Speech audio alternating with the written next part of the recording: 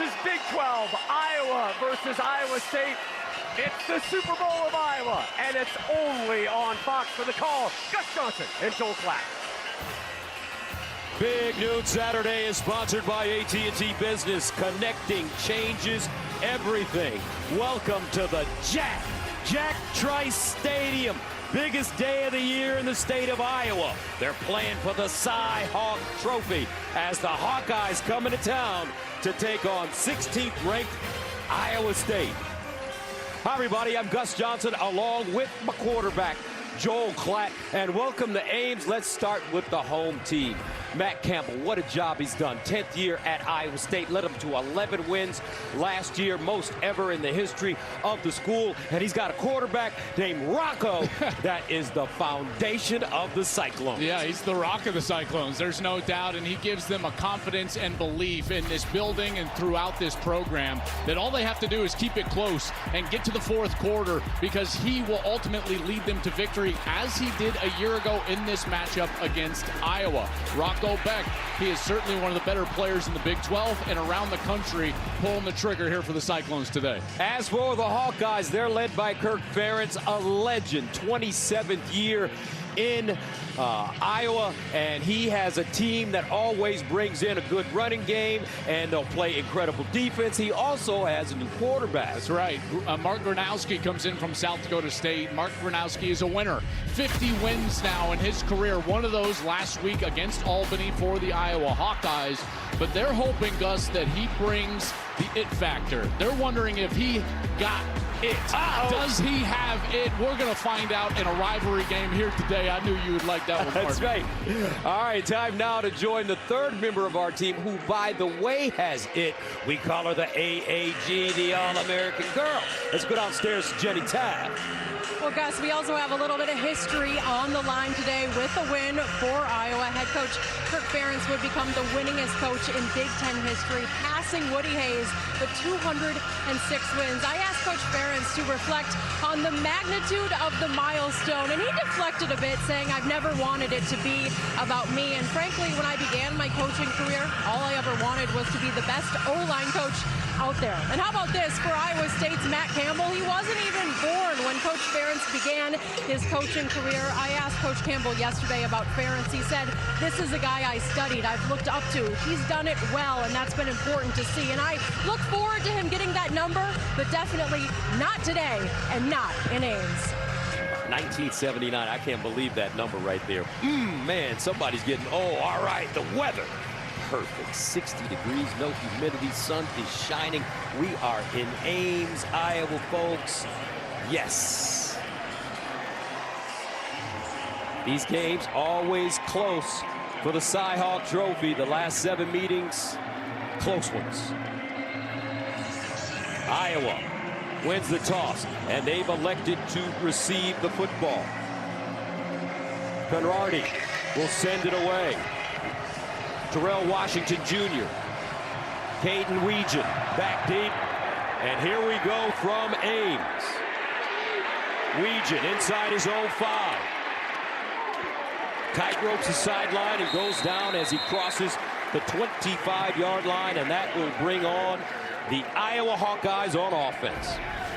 Mark Gronowski, like I said, 50-6 in his career as a starter, 2-time national champion at the FCS level. And he struggled a little bit last week. I think that was a bit of a surprise for this coaching staff of the Iowa Hawkeyes. Only threw for 44 yards, and they got the sense that the game was moving a little fast, and maybe he was a little amped up. Gus, watch for them to get him running today. Unsportsmanlike conduct, number 21 of the receiving team. Half the distance to the goal. 1st and 10, Iowa. Wow, I didn't even see the flag. That was Caden Weegan, the returner, 21, who was called for that unsportsmanlike. Let's see at the end. He's trying to get up. I don't know what. And there was a little bump. You see right there, he kind of leans in and gives a bump. They throw a flag, and now Iowa will be backed up inside their own 15. So 1st down and 10 at the 13 for the Hawkeyes. Terrell Washington Jr. lines up as the pistol back behind Gronkowski. And he'll run it on 1st down. And not much. The starting lineups for the Hawkeyes. That offensive line is lean and mean. They're very good. And Logan Jones is the super senior, who's probably the best one right in the interior at the center position. On the outside for them, skill position-wise, they're going to have to come up with an answer at running back. Kamari Moulton, their starting running back, a week ago against Albany, went down after 3 carries. So watch for Xavier Williams and T.J. Washington to carry the load in the run game. 2nd down and 9 at the 14. Gronowski operating out of the shotgun. Patterson in the backfield with it. And they'll give it on the end around. And it's Weegett trying to get upfield. Nothing doing. A lot of red in that area. Resina with the tackle. Defensively for the Cyclone. Well, Dominique Orange is really the key to their defense on the interior. He's the nose tackle. They call him the Big Citrus. Caleb Bacon is back after 5 snaps a year ago. He went down with an injury, was gone the rest of the season. He is back out there, a leader, a captain for them, and they're certainly happy he is back on the field. 3rd down and 5 at the 18 for Iowa. Washington Jr. back in the game at running back. Gronowski may have to throw this one. There's the motion. Underneath, and it is, looks like it is caught. Should be a 1st down. Jacob Gill, no. He is a little bit short. So the Hawkeyes 3 and out on their opening series. So here's Gill. He's going to come and hook up right here, and he's just short of the line to gain. The ball was low. Very similar to early last week. Gronowski threw a lot of those early passes low. Gill goes down to the turf, is able to corral it, but short of the line, and they're going to have to punt it away. So Reese Dakin comes in to punt it away. He stands inside his own 10. Xavier Townsend is the deep man. This one shanked. And Iowa State will have great field position around the 45 to start a 32-yard punt. And that brings on the talented Rocco Becht. You know, his ability, and now his 3rd year as a starter, to raise the level of all the players around him is something that just only a rare number of quarterbacks can do. And the belief that this team has in number 3 is really unmatched. And we'll see how much that they attack here down the field early in this game. On 1st and 10 at the 45-yard line. Becht, 19 for 20, 278, 3 touchdowns, no picks last week. And they'll run it on 1st down. Carson Hansen exploding through the hole. And that's a 1st down. Let's take a look at this Iowa State offense. Yeah, Dylan Barrett was a guy they wanted to play center. He's got to move out to left guard. That's where he played last year. Boniface steps in at center. And then in the outside, it's really about tight ends. We're going to see 2, 3, sometimes 4 tight ends on the field. Their best 2, Benjamin Bramer and Gabe Berkeley. 1st down and 10 at the 44. Becht underneath. Finds one of his tight ends, and they've got a bunch of great ones. Bramer with the tackle, a gain of 5 defensively for Iowa. Well, this defense is going to have to pay attention to those tight ends. I think the defensive line is probably the best part of this Hawkeye defense. Some inexperience at linebacker. 2nd down and 5. Hansen again. Let's see if we can get those lineups in as he gains 3. So here's that defensive line, really experienced, very good. Max Llewellyn, Aaron Graves, probably the best guy up front. They've got older players in the 2nd level, but a lot of new faces playing. And then in the back end, Xavier Wampa, he's their experienced player, heavily recruited out of Iowa, ended up choosing Iowa, and certainly a guy they'll lean on today. 3rd down and 2 at the 36. Becht looks like he's changing the play at the line of scrimmage. Hansen, 1st down, Cyclones. Great push by that offensive line, and you're going to see that control from the quarterback quite often today. Gus, you're going to see a lot of Becht changing the play at the line of scrimmage, getting into the correct look, and here he does a great job getting into that run play right up the middle of that offensive line, and good push out there from the right side. Tyler Miller, the right tackle, excellent block there. Last week versus South Dakota, Hansen 19 yards rushing. He also had a catch for 7, 1st down at the 31. Becht floats one near side, incomplete. He had his man. but in and out of the hands of Brett Skelton. Good matchup out there. TJ Hall, the senior, number 2, in great position. And Eskilsson just can't turn back. That was a really accurate throw from Rocco Beck. Beck tries to go back shoulder. Eskilsson can't get back there, and it ends up being an incompletion. 2nd down and 10 at the 31. Opening series for Iowa State. Beck in trouble. Dancing out of the pocket. Wants to throw it. And just dives out of bounds short of the 1st down marker. Shire giving chase. And there is a flag on the play. Holding. Offense number 61. 10-yard penalty from the previous spot. 2nd down. It's the center, Dylan Barrett, 5th-year senior. Actually, he's going to come out here to guard. You can see just a tackle as Jonah Pace, number 91, was quick into the interior of that defensive line and right in Beck's face, and now it's a long yardage opportunity. 2nd down and 20 at the 41. Hanson in motion. Beck with time underneath, drops it off, caught. And this time it's Bramer, and he'll gain 5. Well, it looks like good field position, some rhythm early, but that penalty marks them way back. Then they're in a long yardage situation, and here we go, 3rd and 15. Now they are in field goal range. They got an excellent kicker, Gus, so they don't have to worry about gaining yards. You can't take a sack here, obviously, if you're Rocco Beck. And the last thing you would want to do is force the ball over the middle against a team that really masters in the interception. 3rd down and a long 15 at the 35.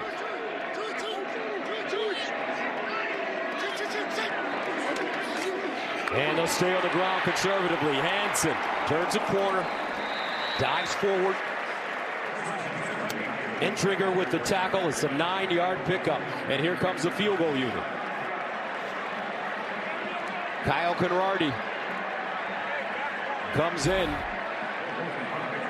6'1", 205 last week against South Dakota. 2 for 2 with the long of 63 yards. So this is a chip shot then, right? Oh my God. It's almost like a putt from 44 yards away. And perfect. Iowa State strikes first. 8:42 to go in the 1st quarter. Big Noon Saturday is sponsored by AT&T Business. Connecting changes everything. And by Progressive Insurance, home and auto coverage you can count on. 3-0, Iowa State on top of Iowa here in the 1st. Play the Fox Super 6 College Football Challenge. Download the Fox Sports app right now and enter for free for a shot to win your share of 5,000 big ones and cash prizes. See the Fox Sports app for details.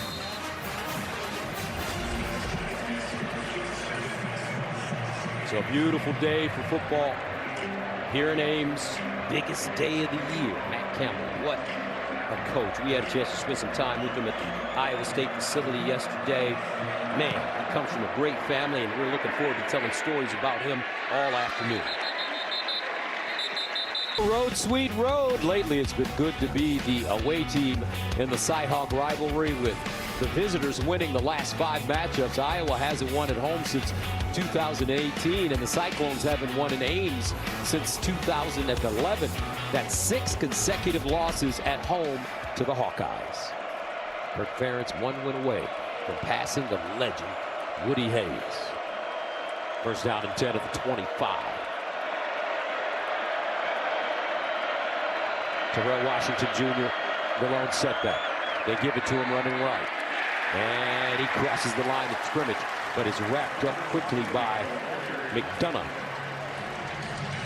It's no secret that the key to this offense is running the football, and running the football on the edges of the offensive line. That's where the structure of Iowa State's defense is a little bit weak.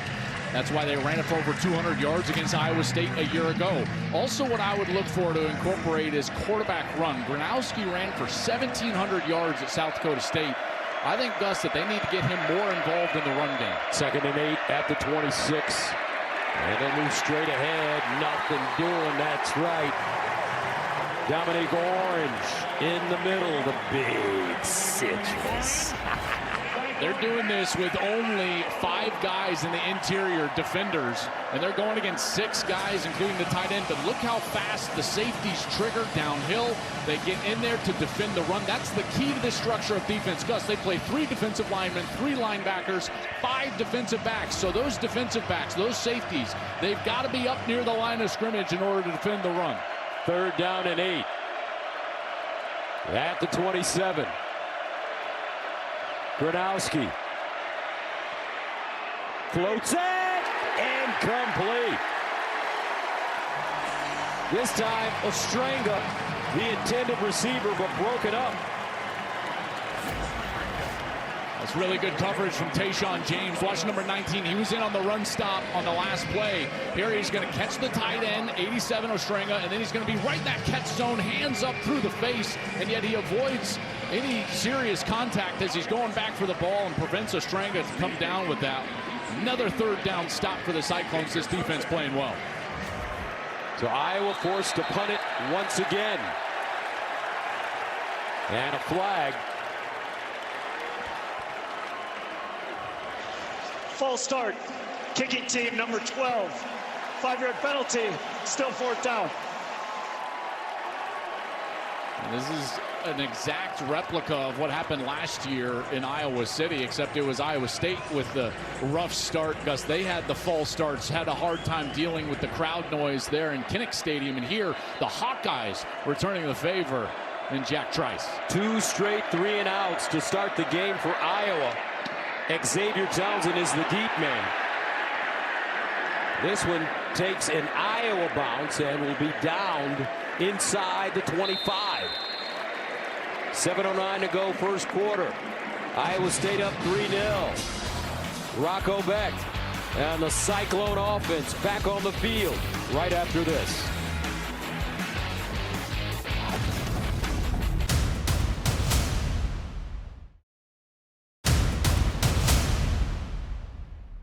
Below.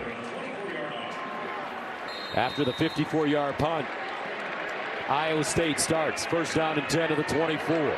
Abu Sama has checked in the game at running back.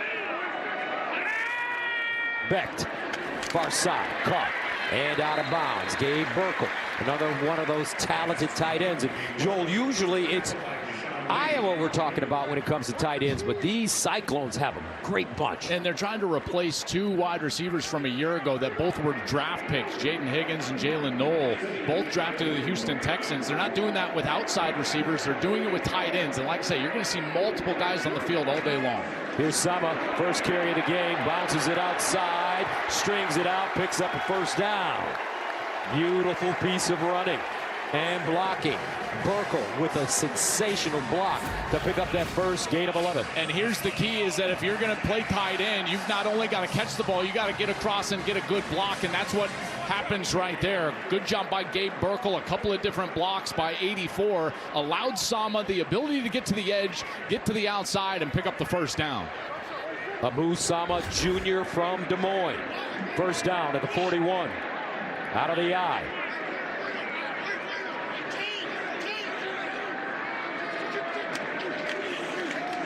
Second man through. Sama. Oh, and he is stuffed at the line of scrimmage. Shire just came up. Carson Shire, the senior from Iowa Falls, with a nice stick. I really like Carson Shire on film. Because when you watch him play, he plays with a physicality and a discipline, always where he needs to be. Talking with their coaches, they think that Carson Shire is a future NFL linebacker, and that stick right there certainly suggests the same. 2nd down and 9 at the 42. Sama trying to drag defenders, breaks a tackle, and gets chopped down. This time is Zach Lutmer, but he gained 6 on 2nd and 9. And now on 3rd down, you know, this is where they really rely on Rocco Becht.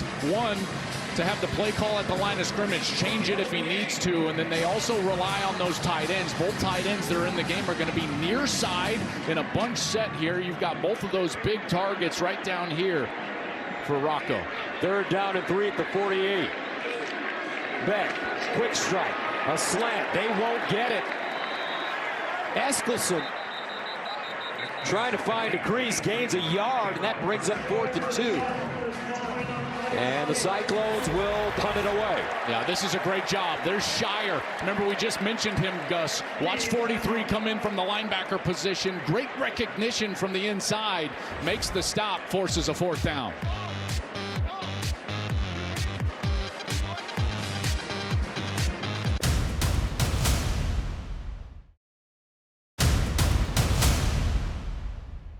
Apparently, Iowa State got a timeout before this 3rd down. Yeah, watch Matt Campbell. He's on the sidelines. He's going to start racing down to call a timeout. That was very late. The officials ended up giving it to him. The back official that had Campbell right in front of him gave him the timeout. Still 3rd down, Gus. 3rd down and 3 at the 48 for Iowa State.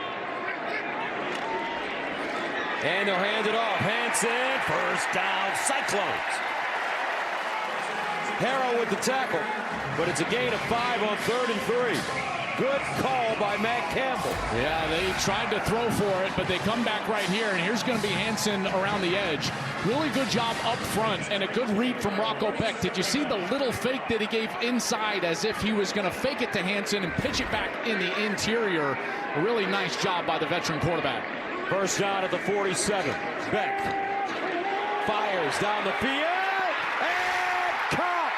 The 10, Eskelson. Brett Eskelson, 2 catches, 77 yards last week, including a 61-yarder early. Beautiful throw right here from Rocco Beck. You cannot defend that. On time and on target from the veteran, and the Cyclones are in business. 35-yard gain, other side, incomplete. Wow. Dominic Overby had it. Broken up, though, by T.J. Hall, the senior from Fresno. Gus, Overby is 6'5", an enormous target down here inside the 15-yard line. 6'5", 200 pounds, trying to go up against T.J. Hall. Not small himself, 6 foot, but giving up 5 inches there on the jump ball. 2nd down and 10 at the 12. Abu Sama back in the game. He's had some big games for Iowa State in the past. 276. Against Kansas State in 2023. He'll run it. Sticks his foot in the ground, cuts it back, and will pick up 3 or 4. Well, this is an enormous series here. After the big play from Eskelson down the left sideline, is the ability, once you drive inside the 10, can you punch it into the end zone? You know, Iowa going to do everything they possibly can to force a field goal here. And obviously, Iowa State, one of the reasons Iowa State was able to come back last year and win this game for Matt Campbell against Iowa is that they kept holding Iowa to field goals on the drives that were successful early in the game. 3rd down and 6 at the 9. The Iowa offense has been on the sideline for a while. Beck, incomplete. Bramer, the target. Brings up 4th down and 6. And Matt Campbell will send out the field goal unit. This is really good coverage from Lutmer. Watch number 6, Lutmer, and he's going to be man-to-man against Benjamin Bramer, and he's able to just get right on that hip and stay with him, and that ball just over the top of the 6'7" tight end, and Iowa does force that field goal opportunity. This went from 27 yards away for Conradi. He's already good from 44. And good again. 2 for 2. 3:18 to play in the 1st quarter. Iowa State up 6-zip.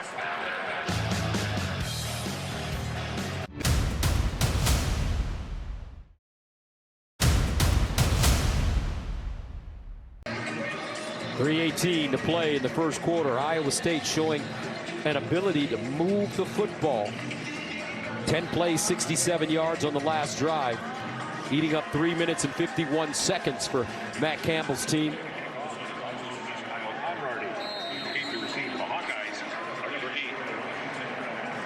Gus, this is our first chance to cover a Matt Campbell coached Iowa State team. What a joy it was meeting with him yesterday and his staff, and you can see why he's been so successful here, can't you? Yes, so positive and encouraging to his players and committed to staying right here in Ames. Fox College Football Friday, under the lights in prime time this week. It's a Big 12 showdown as K-State takes on Arizona Friday night at 9 Eastern on Fox. And speaking of K-State, Iowa State went to Ireland, faced K-State. Big time win in their season opener. It really was. And, you know, they needed some plays from their quarterback down the stretch in order to get that win, but a gritty win, and certainly a season where they're trying to build off of what was a record-breaking season for them a year ago. 11 wins, 1 win away from going to the college football playoff. They want more than that this year. First down at the 25. And it's Xavier Williams pushing the pile for 5. Let's go downstairs to the AAG.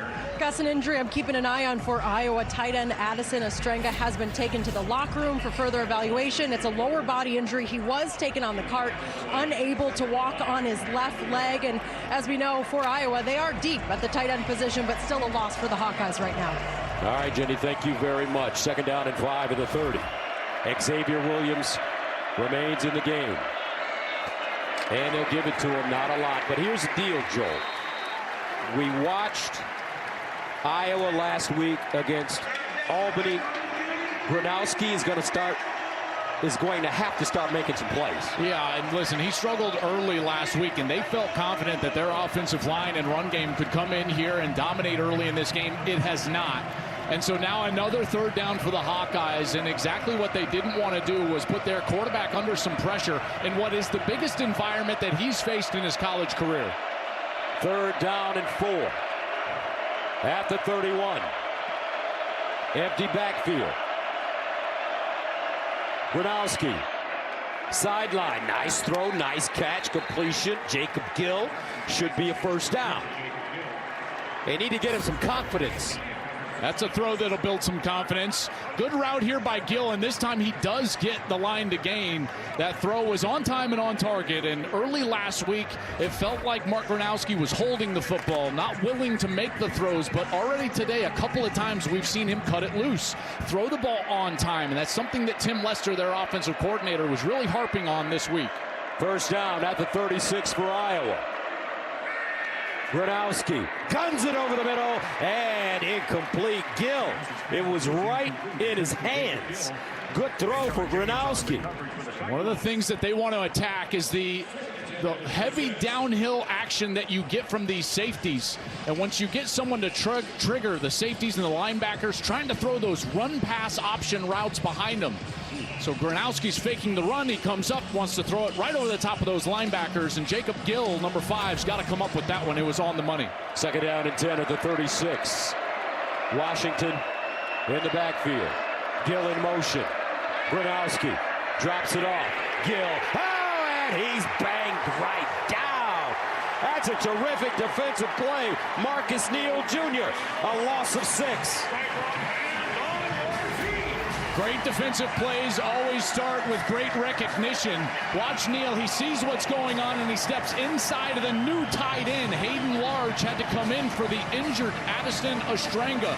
Jenny just showed number 87 hobbling to the locker room. His replacement misses the block. Marcus Neal with a big stop. Had 5 tackles against South Dakota last week. Marcus Neal Jr., third down and 16.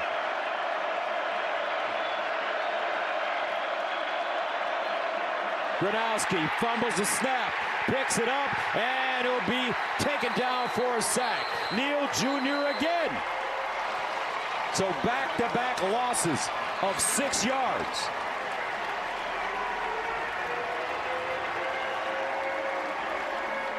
Hostile environment for the Hawkeyes. Biggest game of the year in the state of Iowa. And the Cyclones come out on fire. Timeout. Iowa State, second charge. 30 seconds. And Iowa State will call a timeout with 6 seconds remaining in the first quarter. Well, boy, if you're Kirk Ferentz, you can't get to the second quarter fast enough, right? I mean, like, give us something different, because Matt Campbell and these Cyclones have come out there and they have totally dominated this first quarter. Only 10 yards for Iowa. The offenses look stagnant, trying to just run the ball straight ahead. They felt like that was an advantage, Gus. They felt like they could run the football. They have not been able to do so. A big credit to, by the way, Dominique Orange. Big citrus, number 95 for Iowa State. It's not always that you have to call his name, Gus. It's because he's the centerpiece of that run defense. And if he plays well, everybody else is free and can make plays in the run game, which they have. So Orange is from Kansas City, Missouri. During COVID, he ballooned up to 400 pounds. Prior to that, he had scholarship offers to Georgia, Ohio State, Tennessee, Iowa. But they all took him back. Meanwhile, Iowa may have the football. They muffed the punt, but there is a flag down.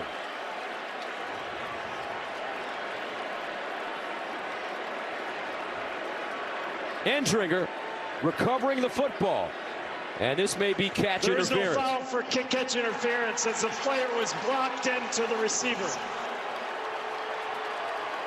So the Hawkeyes catch a break. Special teams.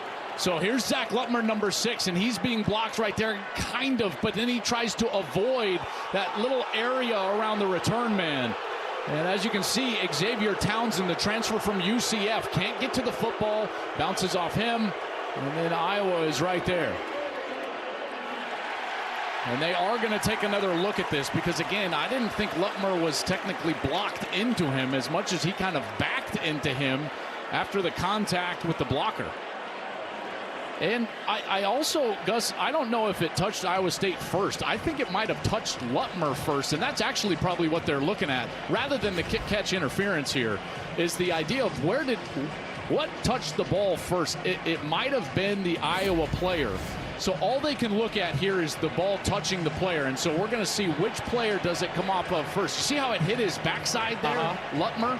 At that point, it doesn't matter if it touches Townsend. It's not live. So that ball would put it down, and it would be Cyclone ball first down. I think that's what they're looking at right here.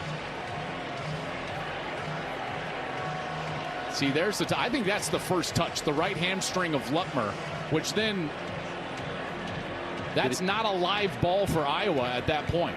Did it touch Townsend's right arm? They'll have to, that's what they're probably looking at. It didn't look like it did to me. And after it touches Lutmer, just to clarify, doesn't matter if Townsend touches the ball. Iowa can still not recover that punt. For possession, I should clarify.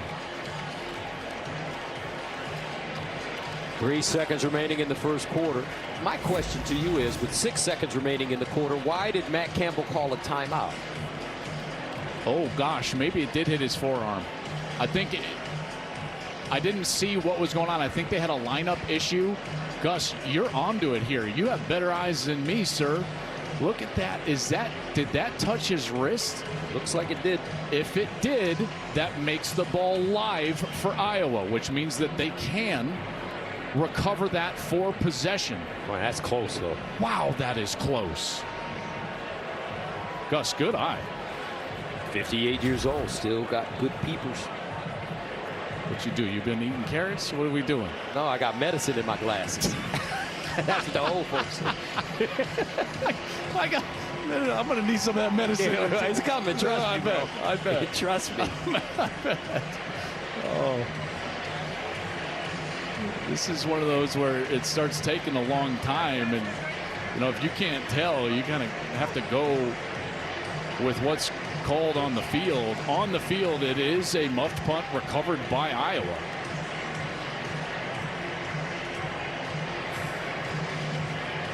You know what we need? You know what we need to start doing? Put a timer on this. Just put 90 seconds up. And it's like, if they can't change it. We got nothing to do. Why the rush? Well, you see, this is part of the drama. You hear them out here. Everybody at home is making a decision now. What do you think? If you're an Iowa fan, they touched it. If you're a Cyclones fan, we didn't touch it. I love the drama. Yeah, you're building the suspense yeah, here. I love the this. drama. Look at everybody here. Everyone's waiting around. I am not in a rush, especially in Iowa. I remember going back years ago when I was the play-by-play voice of the Baltimore Ravens preseason games and also during the regular season at CBS. Had a chance to spend a lot of time with Coach Ferentz back then. What a person. After further review, the ruling on the field is upheld. The ball touched the Iowa State player. It'll be 1st and 10 Iowa. Hey, I need some of that peeper medicine right there. You know what I mean? You got some eyes, partner. I tell you what, you exactly called it right, Gus. Right off the wrist of Townsend, the returner. Then it touches Lutmer, the safety, in that right hamstring. What a break for Iowa, and we'll see if they can turn this good break into some offense and create some momentum here on the road. I got progressive glasses. That's what they call it. That's the medicine. Modern day version of bifocals. 1st down and 10. At the 33. Xavier Williams in the backfield. He's the pistol. Here's Gronowski with the leg. Stays in bounds. 1st down. Leads forward at the 20. And that takes us to the end of the 1st quarter. A 13-yard run. 6-0 Iowa State. But Iowa percolated. Back for the 2nd in Ames after this.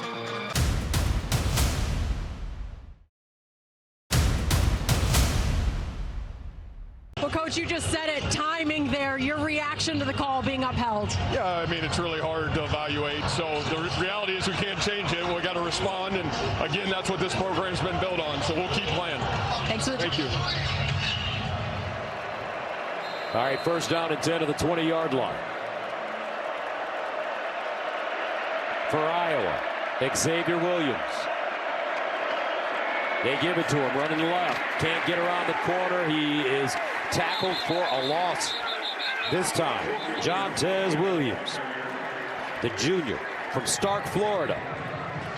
This Iowa State defense flying around, and they are being very aggressive to the first ball carrier. That's why that quarterback run right before the end of the 1st quarter was so successful for Iowa. If they want to break up this defense and the fast flow of this defense, Gronowski, number 11, will need to carry the ball more. And there's John Haycock, the defensive coordinator here at Iowa State. He's been very successful. This was the #1 defense against the pass in the college football a year ago. 2nd down and 11 at the 21. Williams again running right this time. He'll lead forward. Picks up 3, maybe actually 4 yards on the play.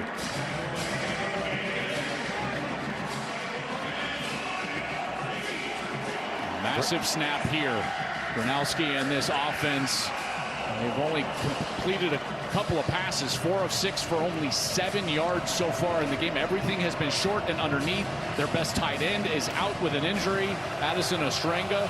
Where do you go? Jacob Gill, number 5, has been the guy that they have targeted most so far today on 3rd down. He's in motion, going to the top side of your screen. 3rd down and 7 at the 17. Gronowski. Nice throw, not enough for the 1st down, however, and that is Jacob Gill. So Kirk Ferentz has a decision to make. Does he go for it on 4th down? And they haven't done much all day, and Kirk Ferentz is going to go ahead and kick the field goal. Listen, I'm not going to argue with a guy that's won 205 games in his career. I would just say Gronowski and 4th down. I like that matchup. Their quarterback's 235 pounds, but here Iowa trying to cut the lead in half. Drew Stevens into attempt a 31-yarder.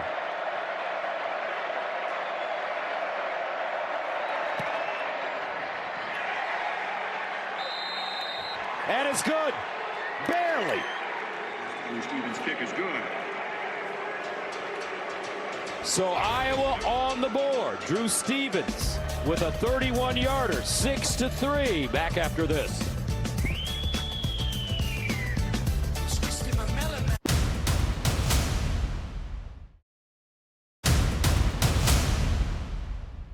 State still on top. Iowa finally getting on the board. Iowa capitalizes off the muff punt by Iowa State.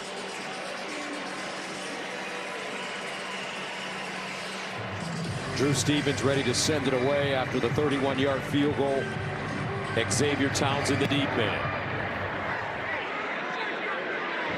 Townsend. And he'll fair catch it at the goal line.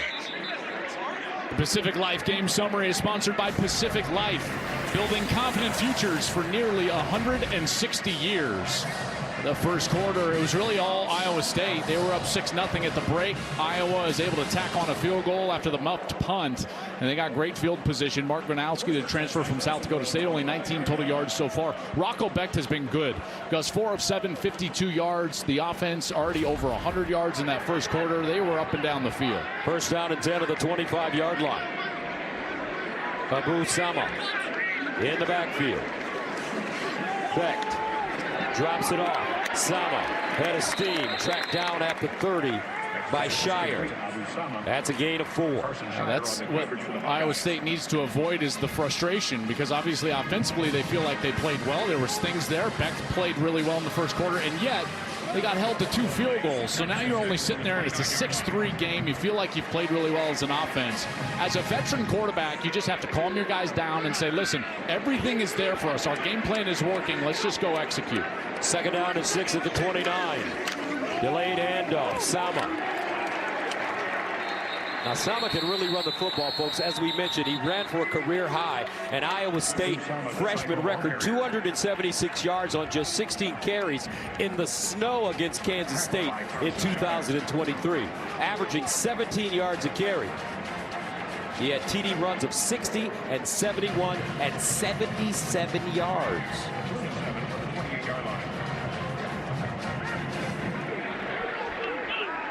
Third down and 7 to the 28. Sama now motions into the backfield from the slot. Becht drops it off. Sama again in space, tried the stick move. And he'll cross the line of scrimmage and pick up 2 yards on the play. Jonah Pace with the tackle. I tell you, that is good hustle by Jonah Pace. There's your defensive lineman right here, okay? So he's going to be rushing up the field, and then after the throw, he's going to hustle himself back to the point that Sama is cutting back, and boom, makes the tackle right there. Big fella pursuing the ball, making the play, forcing the punt. Tyler Perkins comes in to punt for the first time for Iowa State.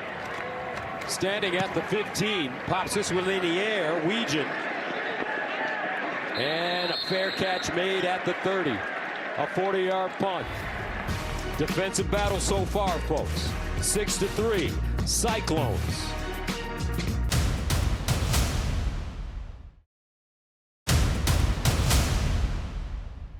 Seconds left in the game. What a program Matt Campbell has built here at Iowa State. That defense again coming up big for Iowa. That seems to be the same every year as well for those Hawkeyes. Gronowski faces a 1st and 10 as his own 30. He'll throw this one. Rolling with time. Now wants to run it. Dumps it off. In and out of the hands of Zach Ortworth. That'll bring up 2nd down and 10. I like the idea because Iowa State has been very fast to pursue the original ball carrier. So what I thought this Iowa offense needed to do was start using that aggressiveness of the Cyclones against them. Use it to fake to the running back, roll the quarterback out, maybe get the quarterback run game going, maybe play action and force the football down the field a little bit. But they've got to try to do something to get these safeties to pay attention to something other than the run game. 2nd down and 10. Near side, caught. Seth Anderson gains 5, and it looks like Mark Gronowski now is starting to find his rhythm. Yeah, I think he does, Gus. He's throwing the ball on time. He's been on target, but everything is short. The game plan is too safe. They need to run past these defensive backs from Iowa State. Iowa State is sitting and pursuing the ball carrier. They're squatting in the secondary. If they want to play action pass, they can run right by this secondary at some point.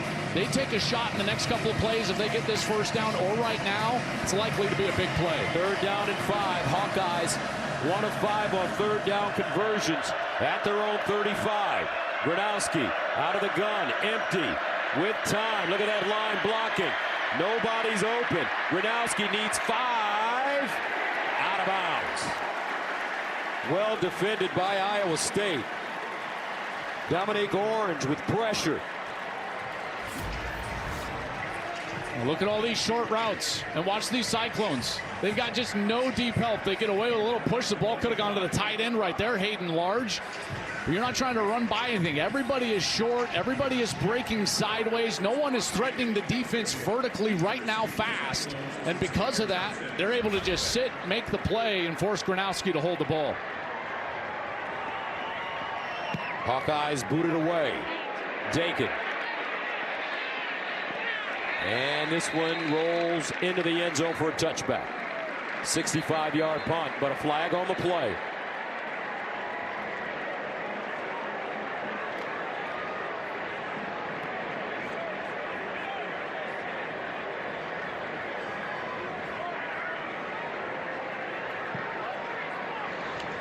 Holding, number 36 of the receiving team. Penalty will be enforced from the end of the kick. 10-yard penalty, 1st and 10. Media timeout. We'll go to break here. 6-3 the score. Ames, Iowa.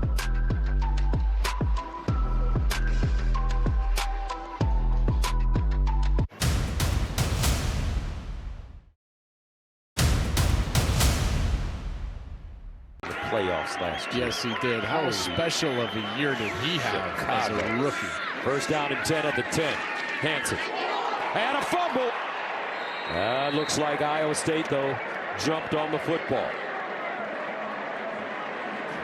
How about Boniface, 63, Johnny on the spot.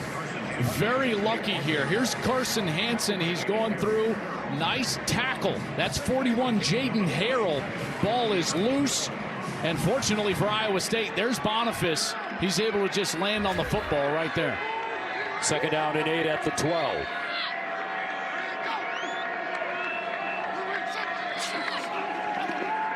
Beck checks it down out of the backfield. Hansen, nice move, turns it up.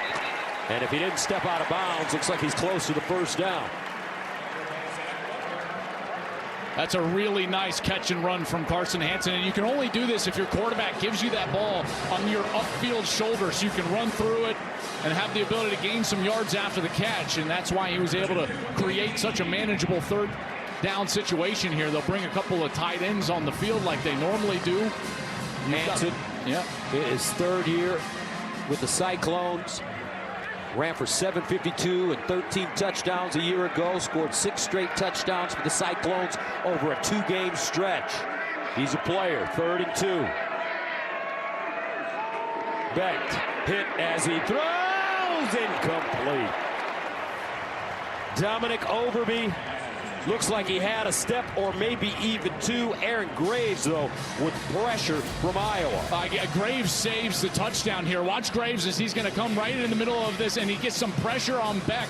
And Beck has to just kind of back foot that ball. Maybe doesn't throw it the way he wants to, and that's why it sails behind Overby, who tries to reach back over the back shoulder and bring it in. He's unable to do so, and they'll have to punt it away. Tyler Perkins inside his own 5. Caden Weegan standing at the 38. Weegan camps under it. And it's fair caught at the 35. A 46-yard punt. Now it's time for the Aflac trivia question. Oh, by the way, partner, I'm going to slow down. If you know the answer, don't answer. I wasn't, so we can build the suspense. Yeah. The drama. You did that last week. I know I did. I'm sorry. You messed that up. It was first week. All right. Get help with expenses health insurance doesn't cover with Aflac. What current NFL coach is the only quarterback to win 50 games at the FBS level? What current NFL head coach? Do you know that? Yes. Well, don't say anything. I'm not going to say anything. Jesus. This is a production. This is a show. That's right. All right. We're building drama. That's right. Let's make it drippy. There's a lot of bets going on about who's going to win this one right now. 1st and 10. The trivia question, that is, folks. Xavier Williams running near side, and he's tripped up. Tackle for a loss. Nicely done, Jeremiah Cooper. The answer, folks. Kellen Moore from Boise State from 2008 to 2011. I believe when he graduated, he was the all-time leader in wins. That's since been passed by a few of those guys, Bo Nix, Dylan Gabriel, but now Mark Gronowski. He's sitting there with 50 wins, looking for 51. Boy, the head coach of the Saints, Gronowski, and intercepted down the sideline. Cooper out of bounds in the first turnover of the game.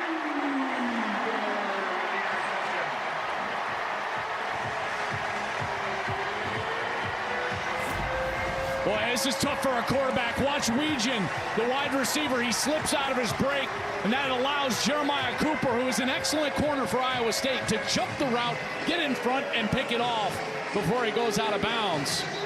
This Iowa State team is not worried about the deep threat of Iowa at all. Iowa continues to try to throw these short routes underneath these defensive backs for Iowa State, and they are too good for that. Jeremiah Cooper steps in front. He moved from safety to corner, Gus, and he played that one perfect. 8th career interception for Jeremiah Cooper, senior from El Paso, Texas. Cyclones in business. First down and 10 at the Iowa 18. Beck wants to run it, picks his hold, gets through it, and goes down at the 12. Man, I tell you, this is just so unique, Gus. How many times do we get 3 different tight ends on the football field? You got 2 over there, you got 1 in front. And then when you've got that ability, look at these guys pulling around. You got offensive linemen in front of Beck. Beck is a big kid himself, 210 pounds in those legs. We sat with him yesterday. He squats 550 pounds. A lot of power there for Beck in that offensive run game. Second down and 4 at the 12. Abu Sama back in at running back. Sama gets through the hole and picks up a first.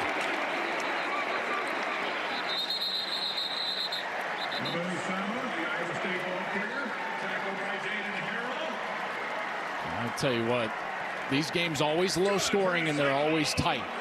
These are the most significant snaps of the game. Gus, you got 1st and goal inside the 10, a veteran quarterback at home. Iowa State has to score this ball into the end zone. You cannot settle for a field goal. I would expect Matt Campbell to even be aggressive potentially on 4th down if they're within 2 or 3 yards. First down and goal at the 7.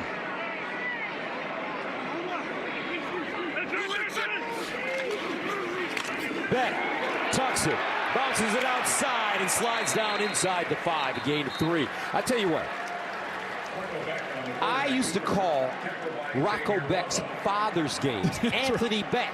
That's right. When he was playing for Don Nehlen at West Virginia his freshman year. And he sat down in the room with us yesterday, man. I thought I was in the Twilight Zone. It was surreal. It is, and you know, Anthony has done such a great job in the UFL as the head coach of the St. Louis Battlehawks. So I've gotten to know him calling those games. Met Rocco before one of those Battlehawk games on the field before the playoffs this last spring. Easy guy to root for. Humble, very courageous, good talent. And they'll run it straight ahead. Sama, look at the drive. He's a little guy, but with powerful, powerful legs. All right, so now we get into, remember right before the first down play, I said I think they might have 4 downs to score here. We're going to find out with this play call. If Matt Campbell tells his coordinator, Taylor Mauser, that he's got 2 to score, this can be a run. If not, they'll get Beck on the edge and try to throw it to convert here on 3rd. 3rd down and goal at the 2. Beck. End zone. Touchdown, Cyclones. Benjamin Bramer.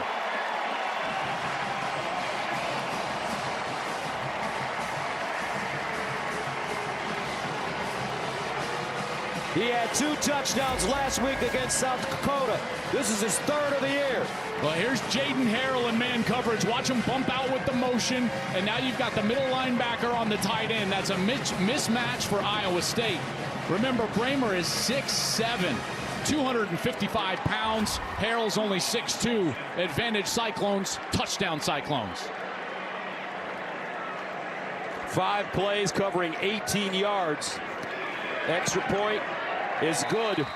Cyclones eat up 2 minutes and 45 seconds. It all started with the interception. And then Rocco Beck pays it off with Ben Bramer.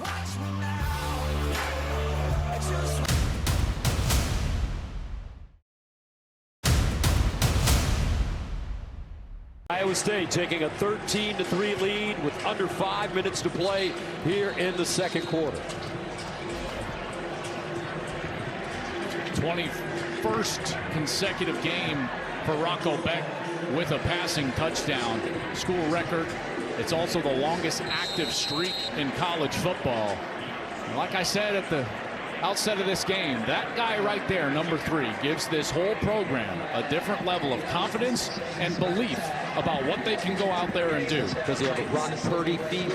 It really does. It's very similar, and this organization, this program under Matt Campbell had a lot of belief in Brock Purdy, obviously. Legion.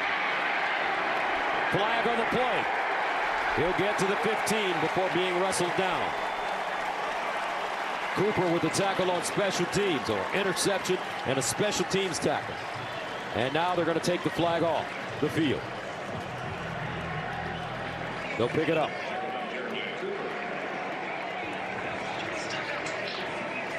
Well, Matt Campbell told us, you know, no matter what happens in this building, you can face some adversity.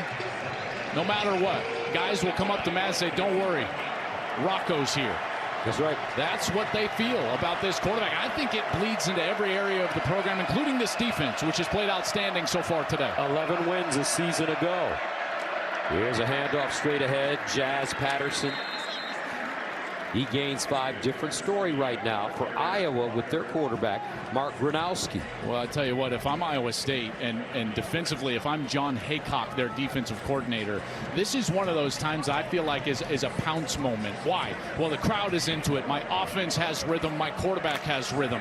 Go get me the ball in good field position. If there's a time to be aggressive defensively, this is it for the Cyclones. 2nd and 6 at the 19. Patterson remains in the game. They'll give it to him. And Patterson burst. Nice burst as he picks up 10 on the play. I'll tell you, this is an excellent block by the backside guard. Watch number 70, Bo Stevens. He's going to race around here, and then he's going to hook and get his butt into the hole right there. And that affords a nice running lane for the running back for a first down. Longest play of the game so far for Iowa. Play fake. Gronowski. And puts that one on the money, but incomplete. Seth Anderson just couldn't hang on. So when it comes to the passing game for the Hawkeyes, unfortunately, they just don't have any kind of rhythm. Well, look at the defender. Tell me this defender is threatened deep at all. They are just sitting on these routes. Now, you can tell me, oh, maybe we don't have the deep threat. Double move, slant and go, out and go. You've got to get these defensive backs to soften up somehow, some way. Either put them in the conflict in the run game or double move on the outside. 2nd and 10 of the 29. Gronowski. He'll throw it underneath, caught. Sam Phillips. Joel, here's my question. Is it that much of a difference coming from South Dakota State to playing in the Big Ten at Iowa? I mean, this environment is certainly different. He's never dealt with an environment like this on the road, and he's dealing with emotions right now that he's never felt on a football field, even as experienced as he is. You can tell me South Dakota State went and played at a big stadium. It's not the same as being in this road environment and in this matchup and rivalry. First down, and they'll run it with Patterson. You told a story about when you were playing quarterback, how you faced a big-time environment and just had a brain freeze. Well, and it was my first time. And again, this is Gronowski's real first time in an environment like this. When you are out here for the first time, let me try to make an analogy. If any of you have gone down a roller coaster and you feel out of control when you're going down, you hold your breath. It's a similar emotion when you're a quarterback trying to operate an offense on the road in an environment like this for the first time. And Gronowski is trying to deal with that real time right here. 2nd and 6 of the 48. He'll throw it again under pressure. He can run. Gronowski slides down. Looks like he picks up the first down. By the way, where were you playing that first game? So we played at Kansas State, the eventual Big 12 champion in 2003. It was a very good team with a good defense. And I'll tell you this, I said a few formations wrong, didn't even realize it. Coach Barnett was like, "What are you doing?" And I was like, "What do you mean?" Because my heart rate was up. Everything was up. I couldn't think straight. Maybe Gronowski's dealing with that. Some things don't change. 10 years. No, make it 11. Some things just don't change. 13-3, 2 minutes.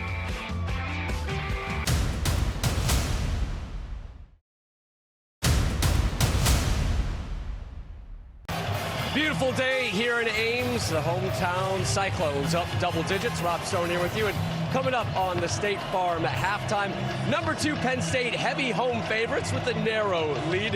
How would Arch Manning and Texas rebound? Just fine, thank you. And we'll check in with number 11 Illinois. Duke might be putting in on upset alert. Boys, we'll see you at the break. All right, Robbie, thank you very much. 3rd down and 1 at the 47. Gronowski runs it. I don't know. Caleb Bacon was there defensively for the Cyclones.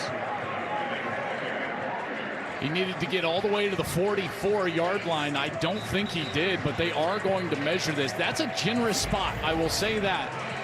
It's tough to see where he actually got. 235 pounds, you can see. Beautiful job by Caleb Bacon. So good to see him back on the field after losing him only 5 snaps into the year a year ago. John Haycock doesn't like the spot. I thought it was a bit favorable right there towards the Hawkeyes, because where it's at, Gus, it does look like he maybe gets this by an inch or two.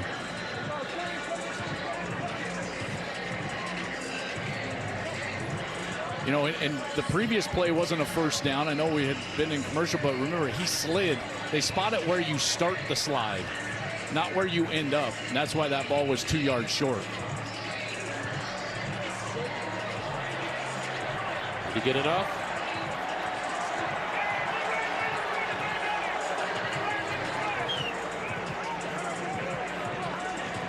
First down.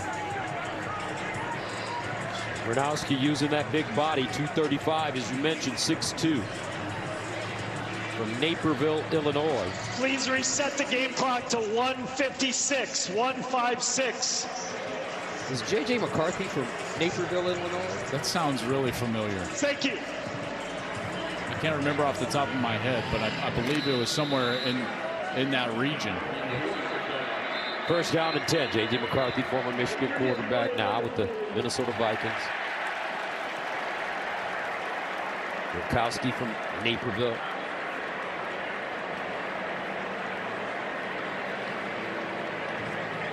So we're going to look at it. Call on the field is a first down. So here's a look, and you'll see Caleb Bacon, 26, right there, and Gronowski is trying to spin away from him. It's a tough look there down the line. Here's a much better look right down the line. It's really hard to see exactly where he is, where he gets to. I think he's short, Gus. I don't know if there's going to be enough to overturn that. Maybe this is a better angle. See the ball. Let's join Mike Pereira. Mikey, rule books, what are your thoughts on this one? I'm kind of with you. You know, I think he's short. Is there enough? I do know one thing, that if they do rule it short, then there's going to be the potential for the runoff, because you would go to a running clock and not a dead clock after the first down. But my sense is, looking at it, it's not enough, but do I see enough of the ball to see precisely where it is? Not sure of that. Mike Pereira, a couple years ago, went through some bad back injuries. Look at him. He's putting on his weight now. After further review, the ruling on the field is upheld. First down. So it's a first down. Mike Pereira, during breaks, he's in the Fox weight room in L.A. doing a bunch of deadlifts and inclines. You can tell those shoulders, traps coming back. He doesn't care if he can lift, just so long as he can have that sweet golf swing. That's right. Love seeing him back on the court. No doubt about it. 1:56 to go. First down and 10. This drive started at the Iowa 15. Patterson, the pistol. They give it. He'll get through the hole and get a big chunk. That's a gain of 6. I'll tell you, doesn't it seem like Jazz Patterson has given them a little life in the run game? Yes, he has. And remember, I told you their original starter, Kamari Moulton, injured himself last week in week 1, so they're going with the hot hand, the junior Jazz Patterson, pumping life into this Hawkeye offense.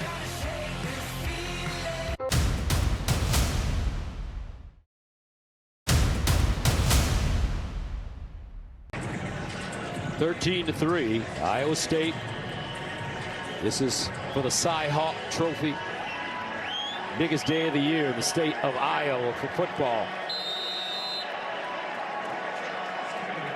This series dates back to 1894 in a meeting in Iowa City.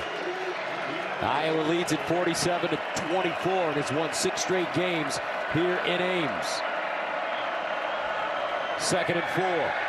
Gronowski standing strong, steps up, and incomplete.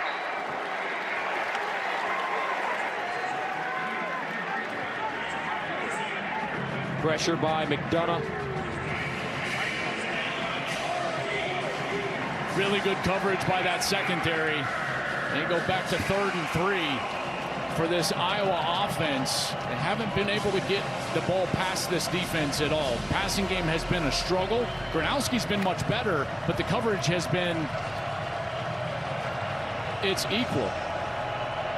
3rd down and 3 at the 39. 1:27 to go in the 2nd quarter. Gronowski goes through his progression, steps back, takes his time, near side, caught, Gill, and he'll get out of bounds at the 20. Incredible blocking by the offensive line on that play. I tell you, that was insane how long he had to throw. Only a 3-man rush, and here's the entire route you're going to get from Jacob Gill. Look, he's going to work over here. Now he's going to find a soft spot, and finally the ball gets to him. Gronowski finds him because of all that time the offensive line provided. A gain of 16. 1st down and 10 at the 23. Gronowski bounces it, looking, and he'll just throw it out of bounds.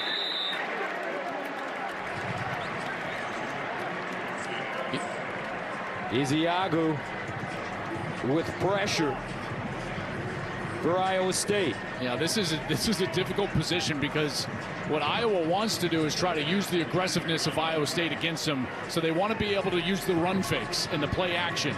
But in this setting, you're 1:09, only 2 timeouts for Iowa. I don't think that Iowa State is going to be biting on some of that.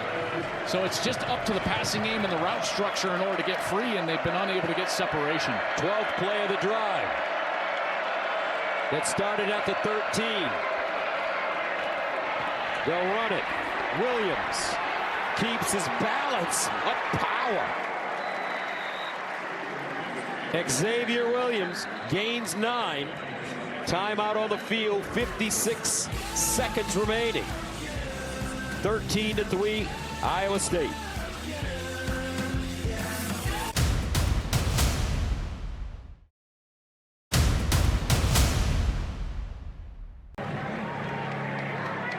.56 seconds remaining. Partner, your thoughts on this first half?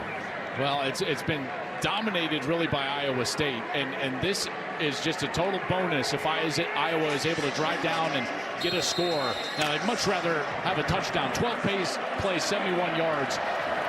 I would go for this on 4th down. I think they've got 2 plays to get it, but knowing Kirk Ferentz, he's probably thinking field goal is a good situation as well. 3rd down and 1 at the 14. Gronowski looking for the first. He has it, and a little bit more.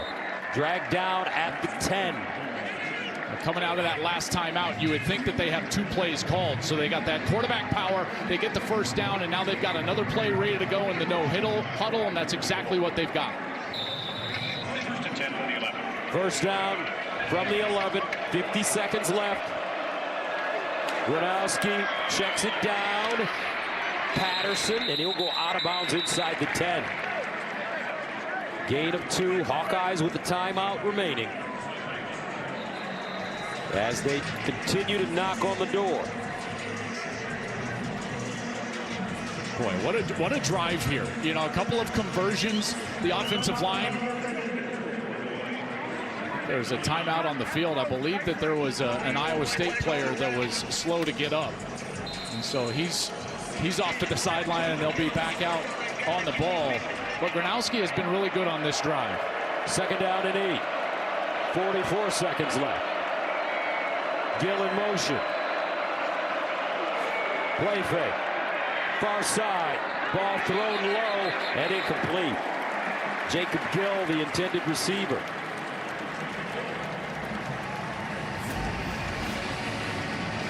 You know, I don't think that this is a bad thing for Iowa that this was incomplete. I think you would rather it be incomplete, save the timeout for only 2 yards. You're going to save time on the clock. I get it, it's 3rd down here. But you got a couple of plays. Probably going to settle for a field goal unless you get down into that 4th and 1. So this is a ball that almost certainly will be thrown past the chains. 3rd down and 8 at the 9. And this time it's Iowa State calling a timeout. 3rd and final charge of the half. And we'll stay right here. Matt Campbell wants to talk things over. I'll tell you, 16th play of the drive coming up. This offensive line for Iowa has taken advantage of a lack of a pass rush, and that was a big concern for Iowa State coming in. In fact, last year, they were the worst team in the Big 12 in terms of pressure. Only 16 sacks on the year. They only have 1 sack so far through their first 2 games this year. The lack of pressure has shown up here on this drive.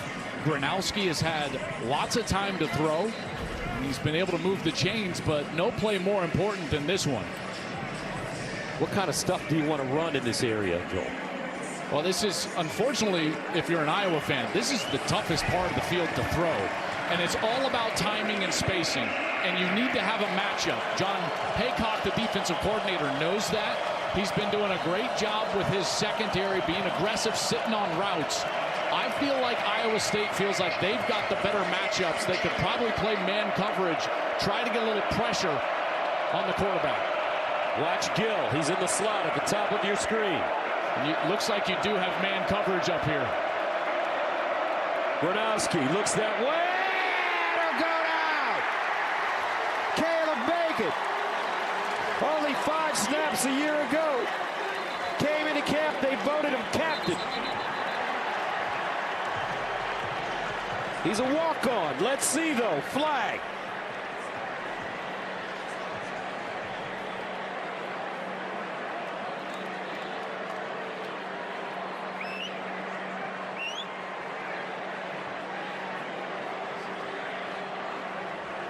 There was some extracurricular as they were getting up off the ground. An Iowa player hit the ground.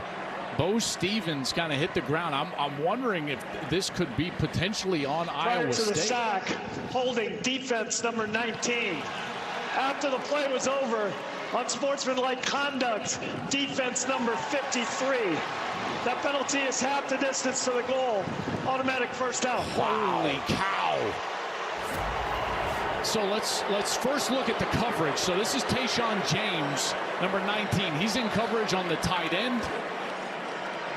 That's Vanami. That's the hold. You see the flag pop in. And then after the sack, here's Caleb Bacon getting the sack of Gronowski. And it's hard to see, but as the camera is moving, you're going to see a lot of moving parts. Stevens, he's down on the ground. And then as Stevens gets up, he's going to get pushed right here. And he just hits the ground. And the flag comes out right there. And all of that leads to a first down and goal for Iowa. At the 2, 34 seconds to go. Iowa still with 1 timeout left. Patterson next to Gronowski. He'll run it, trying to get in, and does! Touchdown, Hawkeyes! Mark Gronowski.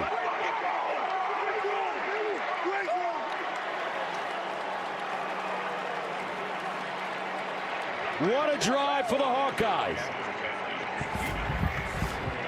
Power running from the big quarterback, 235 pounds. He's 6'2". Good black block by the running back, Jazz Patterson, and then 11 does the rest for the touchdown. 17-play drive, covering 85 yards. Stevens, extra point, pure. Hawkeyes chew up 4 minutes and 16 seconds to make it a 13-10 game.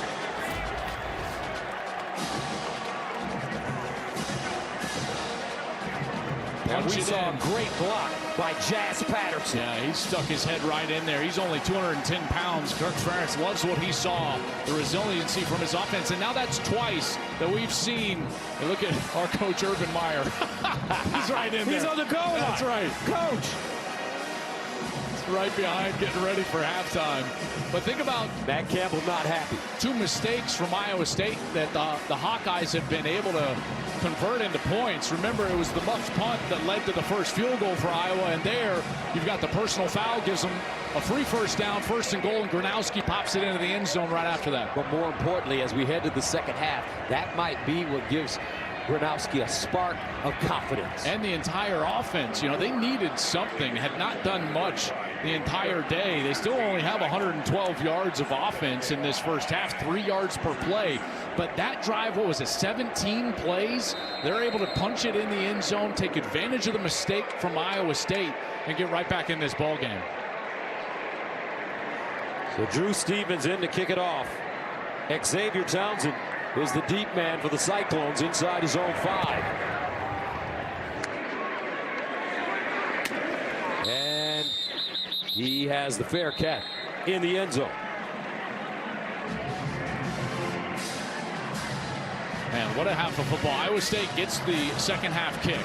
That's why that was such a big score from Iowa. And, by the way, they didn't score quickly. So they basically sucked all the clock out of this, that Iowa State doesn't have a chance to double dip. They would have to get quite an explosive play here. I will say, though, their kicker made it from 63 yards. So you would maybe be a little bit aggressive outside the numbers, past the first down marker.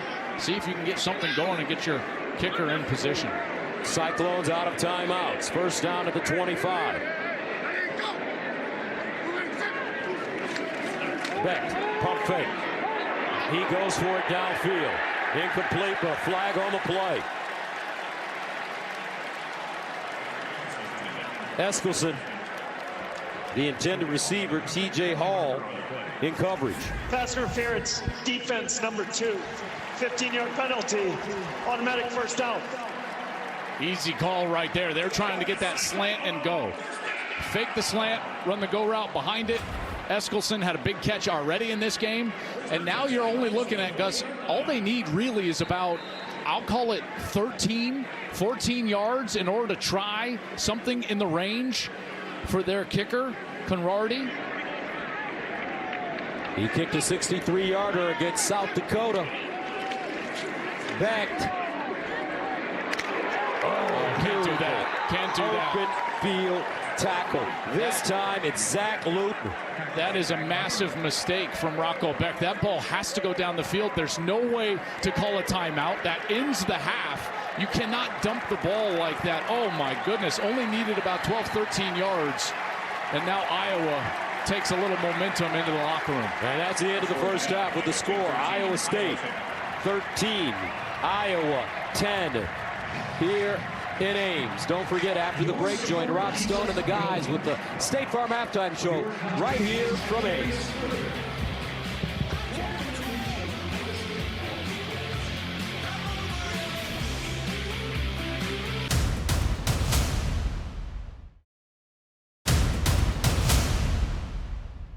Shift towards the Iowa Hawkeyes and Mark Gronowski. And Gus, the reason is that long 17-play drive. You got to imagine they go into halftime in the belief that they have in their quarterback. Because of that drive, I think may pay off in this second half. And now what Iowa State needs to do is get back to that pace and that success that they were having early in the game with their offense. Maybe we see them get a little aggressive here early in the third quarter with their quarterback, Rocco Beck. And you take a look at the first half stats. Anything jump out at you? Well, I don't think either team ran it as well as they wanted to. You know, for Iowa State, that's nothing new. They actually, when you look at their run splits, their best running quarter is the fourth quarter. So they're going to stay committed to it and try to get to the run game later in this game. And I think for Iowa, what they feel was a first quarter that was really abysmal for them, turned around. Their defense started to play better in the second. Their offense started to play better in the second. So I'm sure for Kirk Ferentz, they're thinking more of the same in this second half. Drew Stevens will send it away. Xavier Townsend is the deep man, and he signals for the fair catch and has it at the 11. Let's go downstairs to Jenny Taft. Well, guys, I got to be honest. I anticipated some frustration from Coach Campbell. I grabbed him going into the locker room. I thought he'd be upset with his defense, the penalties, the way they ended the half. And truthfully, Gus, he was so positive. He said, I love the way my guys are playing. Maybe a little better precision in the second half. As for Rocco Becht, he said he's been efficient, a good job taking care of the ball. His message will be, we got to be better for longer. Coach Ferentz said, and he was honest, Gus, we didn't do much to help ourselves in the first half other than the way we ended the half. It's simple. We got to get first downs. Our defense started slow. He liked their response. His message, keep playing. This one was never going to be easy. All right, Jen, first down and 10 of the 25 for Iowa State. Rocco Becht, play fake. They're throwing on first down. Looks deep in the middle. Incomplete. Intended for Overby, but T.J. Hall, who's been having a day, knocks that one down. I'll tell you, that is some really good coverage. They're trying to come out and get aggressive right away, and they're going to go with the post right here to their big wide receiver, Dominic Overby. This ball is just a little underthrown, and that allowed T.J. Hall to come back, make a beautiful play on the ball. That is good defense from the senior. Second down and 10 of the 25. Abu Sama in at running back. And this is Beck, keeps it, and he is dropped immediately. Well defended this time. It's Ethan Herkett, a loss of 2. I tell you, that is a big stop because now it produces a real long yardage situation here. 3rd and forever, and after the way that they end the half, their offense has a chance to get right back on the field. Good stop from Ethan Herkett. Hawkeyes starting to bow their necks on defense now. 3rd down, 12 at the 23. He's changing the play again, giving signals to the wide receiver. Becht over the middle. Incomplete. That one thrown high. So well, the intended receiver. Wampa in the vicinity. Tell you what, he has him here. Beck's going to want that throw back because he's going to get just a single safety in the back end right here. And that's it. Well, the linebacker blitzes. The safety goes back. He's a single safety, which means you've got the one-on-one back to the short side. And he tries to go to Sowell. And Sowell, who's a tall player, 6'3", 210. They wanted to get him going. He's a transfer from East Carolina. He just couldn't hit him. Tyler Perkins. Weegan. Backpedals. Now he'll field it at the 11. Looking for a crease and dragged down at the 5-yard line. Great special teams. This time it's Trey Bell. That is just a massive mistake from Weegan. First, he lets the punt hit the ground. That is Cardinal sin number 1 for a punt returner. Holding receiving team number 26.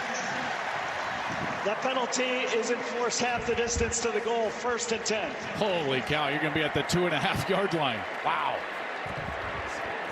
So Weegan lets the ball hit the ground. That's Cardinal sin number 1. Then he fields it, and he retreats. Cardinal sin number 2. And now their offense backed all the way up. That's a big punt and a big special teams play for Iowa State. Cale Kolarek call for the penalty. A 64-yard punt. Iowa backed up deep at their own 5. In a low-scoring defensive game, you can't overstate how important that punt was to flip the field. Field position like this can turn into a short field for the offense. Again, if Iowa State can get it a stop, force a punt, you're looking at getting the ball at the 45, 50-yard line. That would be a massive, massive win for Matt Campbell and his team. First down and 10 of the 5-yard line for Iowa. Terrell Washington. They'll give it to him. And he'll get the ball across the line of scrimmage. Picks up 3 on the play. My father, his favorite position on the football field, Joel, was the punter. He used to always say, son, who can get you out of trouble the fastest? The punter. The punter. Oh, well, they certainly did on that last punt, didn't they? They flipped the field, as you mentioned. 2nd and 7 at the 8. Gronowski sprints out, sets, fires underneath, and it's caught by Jacob Gill at the 30. You see the relaxation now from Gronowski? He looks like he's getting a lot more comfortable in the pocket. Well, when they do this little half roll watch, and he's going to throw on time, and here's the route right here from Gill. You see he just sets up and he throws. That's in rhythm. One pat of the football, ball comes out. You see the strong arm from the South Dakota State transfer. Again, this guy's won 50 games. He's thrown for over 10,000 yards in his college career.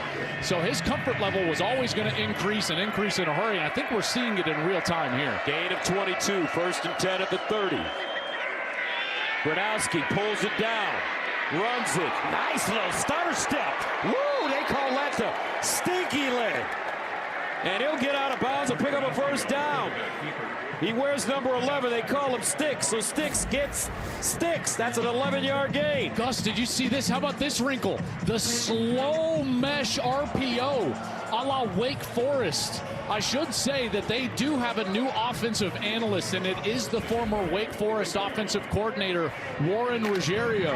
And Ruggiero is a guy that really perfected that at Wake Forest with Dave Clawson down there, and Wake Forest did that so well, and that's a little wrinkle here from Iowa. So gain of 22 and a gain of 11. Now Gronowski rolls out of the pocket.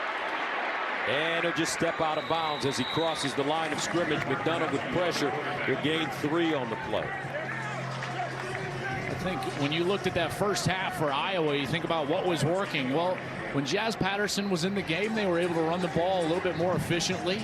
The RPO, the run-pass option, which that slow mesh is a version of that, that was open a couple of different times. And then eventually, Gus, I know this is not Iowa's MO, but if they double move, which means fake a short route and run deep, they're going to get Iowa State to bite in the secondary. 2nd down and 7 at the 44. Let's see what Sticks can do. Play fake, drops it off. Far side, caught, close to a 1st down. This time it's Hayden Large. I'll tell you, just the entire feeling of this game has changed since the first quarter. Crowd's having a hard time getting into it. Now the control of the game lies with the Iowa offense, and maybe more specifically that offensive line. Time to throw. Quarterback Gronowski getting into a nice rhythm. 1st down at the 49. Patterson.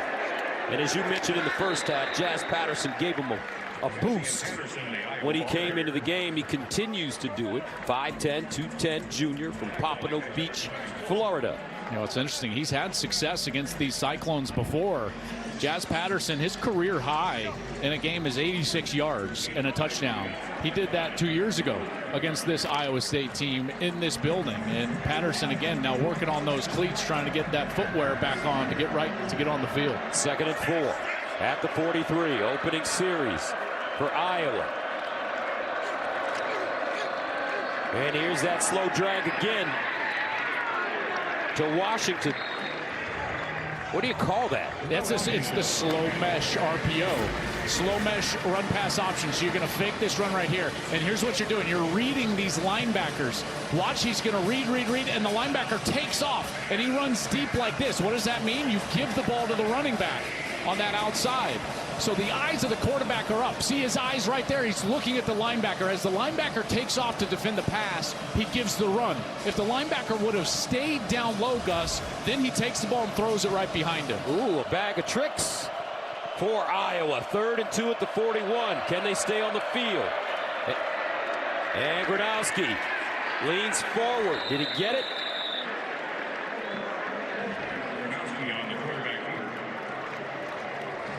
I don't think he did. Are they going to stay on the field? Are they going to be aggressive? It looks like they are. Right up at the line of scrimmage. Fast tempo. 4th and 1. They get there quickly. Gronowski weighs 230. Gus, if he wants to sneak, he needs to go to the side. He does, and picks up the 1st down.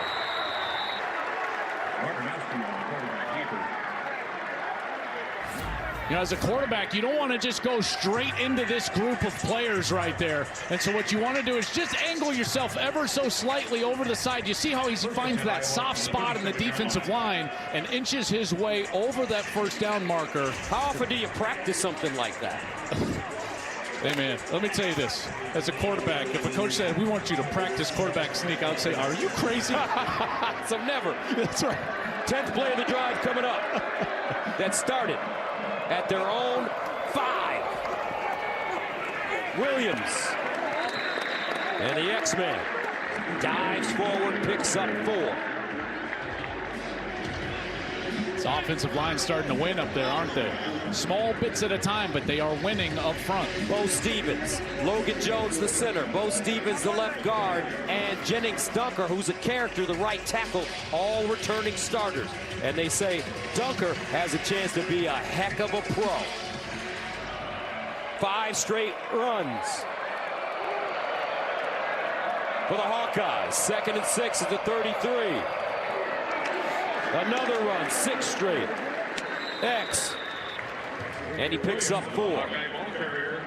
This feels like an Iowa series, but I got to tell you, the pads are popping right there.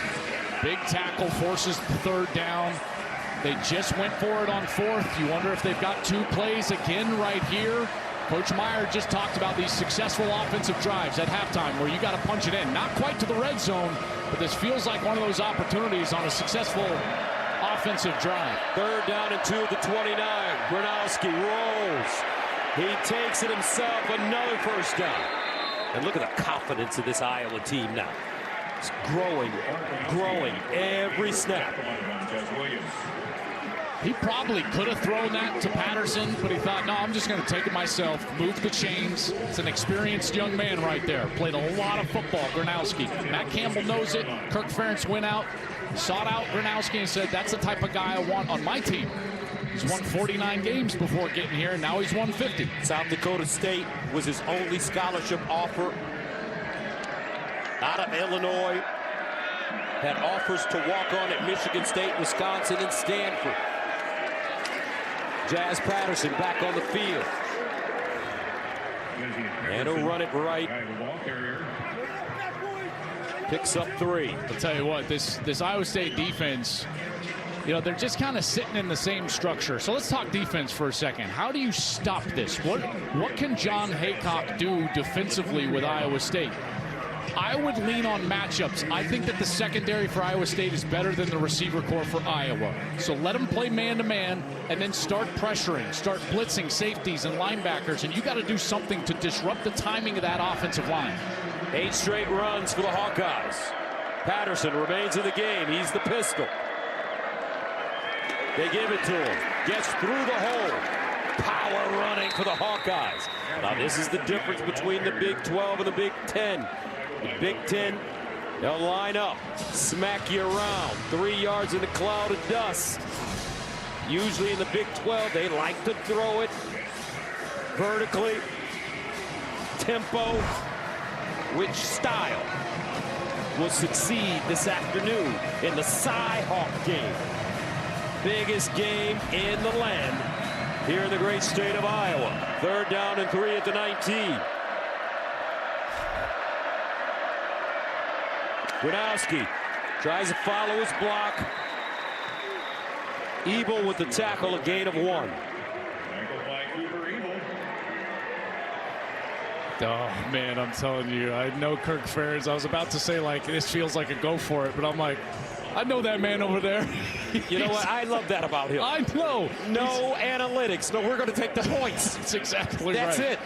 You know, it's been such a positive drive, but as Coach Meyer was talking about, a drive that's going to stop short, kick a field goal here. Drew Stevens into a tip one from 36 yards to level this game.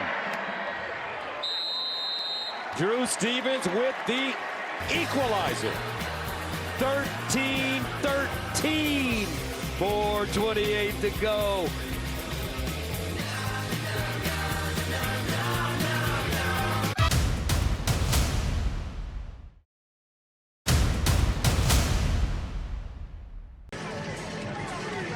Here's a look at our reliable performer, sponsored by AT&T Business. Reliability you can count on, and it's been Rocco Becht. Iowa State can count on him.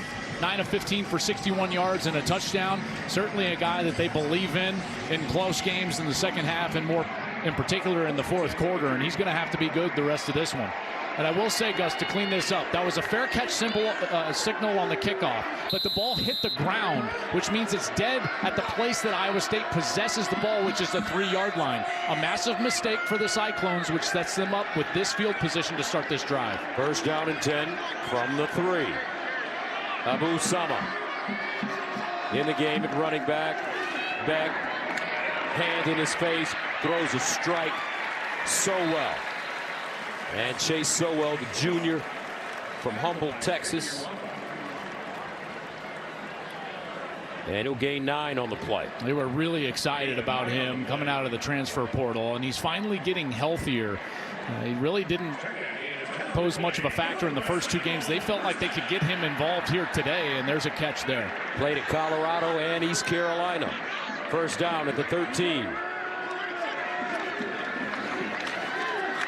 Sama, stutter step, and he goes nowhere. May have lost a yard on the play. Abu Sama, the Cyclone ball carrier.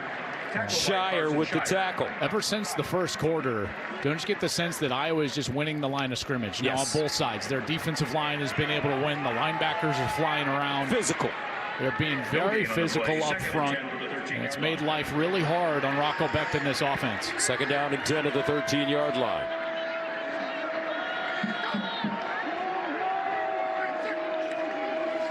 Rocco underneath, caught, nice throw as Bramer, the tight end, all 6-7 of them. Nice hands, gains 5. What a target to have as a quarterback. That big frame out there can operate in space. And those big tight ends, they're going to be called upon here in this second half in a big way. And maybe on a down like this, third down, trying to get a matchup, in particular on a safety or a linebacker.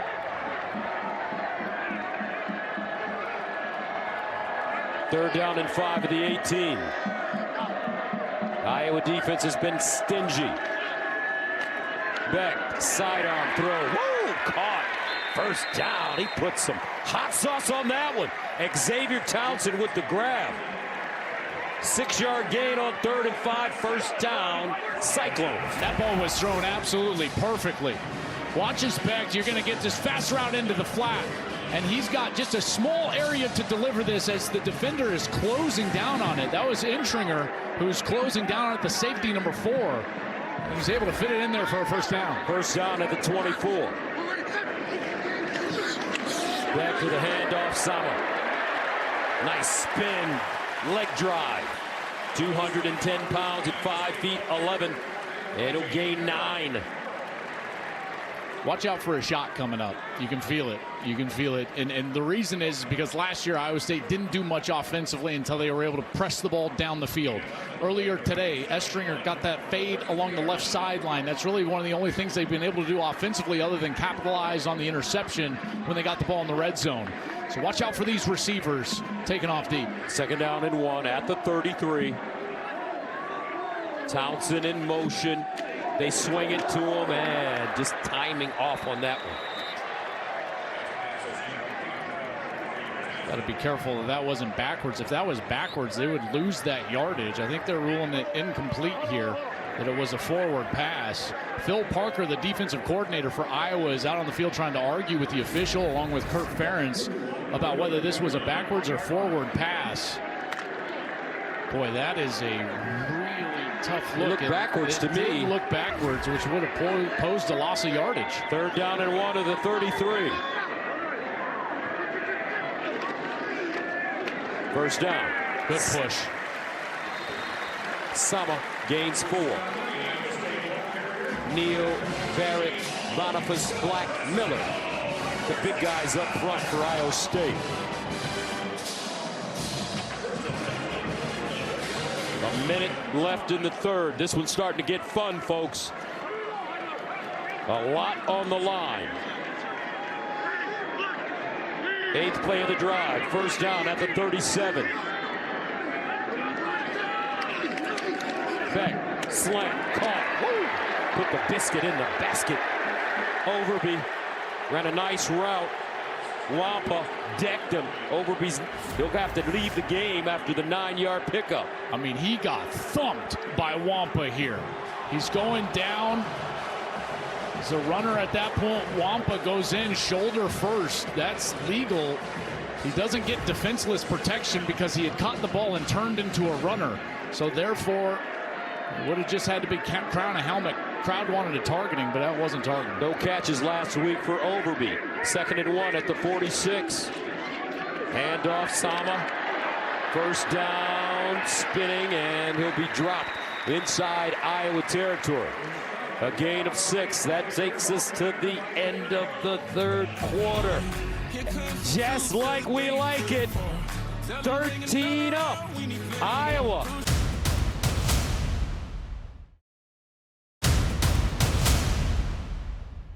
Noon Saturday is sponsored by AT&T Business. Connecting changes everything. Start of the 4th quarter. Perfect. 13-13. Iowa State, Iowa. Here in Ames, Iowa, at the Jack, the Cy-Hawk Trophy. Rocco, 6 career 4th quarter game-winning drives.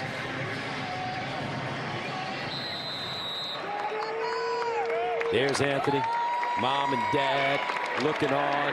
Deanne, his mom. 1st and 10 at the 49. Sama. Not a lot, if anything. First man to him, Shire. Carson Shire, we've been talking about him the whole day. He's had a nice game. We sure have. And he's got impressive film. He's been fast. He's been physical. They say big reason is that he had an entire offseason where he was finally healthy, able to train, get his body right, and he certainly played like it here today. 2nd and 9 at the 48.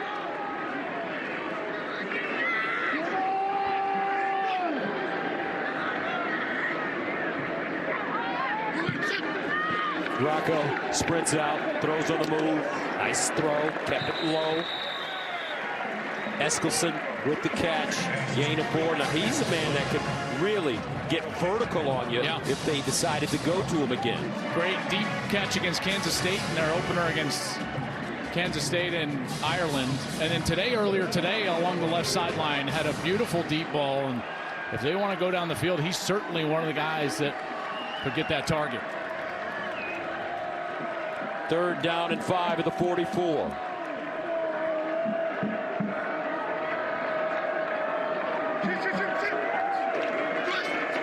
Beck. Up top, caught again. Overby. But he dropped it at the end. Some smash mouth defense for Iowa.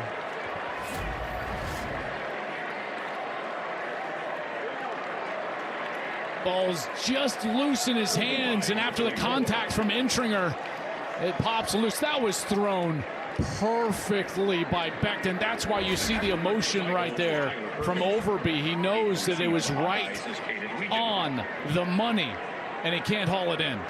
Tyler Perkins comes in to punt it away from the 41. Weegan, the deep man, at the 6. And fair caught at the 10.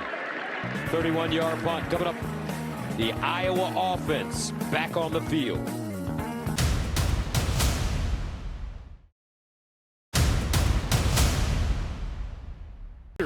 For nearly 160 years. Speaking of confidence, how about this Iowa offense?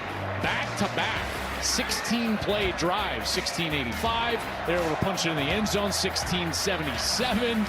And they are able to get that field goal. And then it's been the defense with some plays to keep Iowa State at bay, and that's why we're tied up. First down for Iowa at the 11. Here's a handoff to Patterson. Nice cut. Jazz Patterson taken down by Marcus Neal. Gain of 6. And that's the key, Gus. Nothing fancy at all. This is what's going on, is that all of a sudden Iowa is just winning on first down, staying on schedule. It's the gritty things, and this is what this program has been about forever under Kirk Ferentz. Get the dirty yards. Now it's 2nd and short.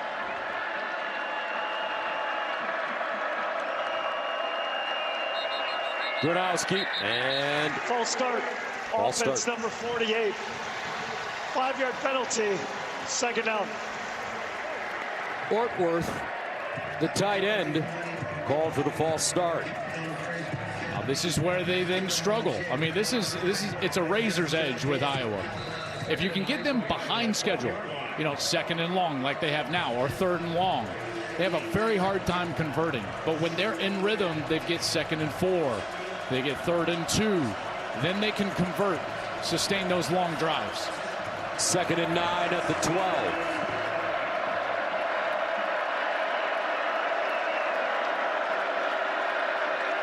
Gronowski to throw it with time.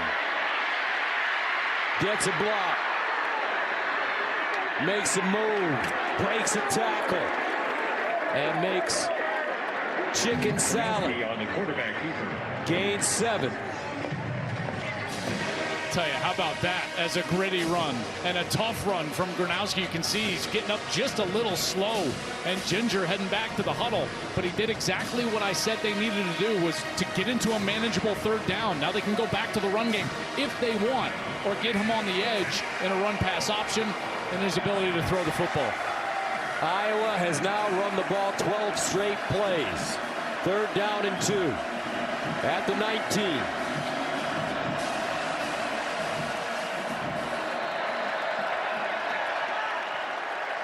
And a timeout call by the Hawkeyes. Their first.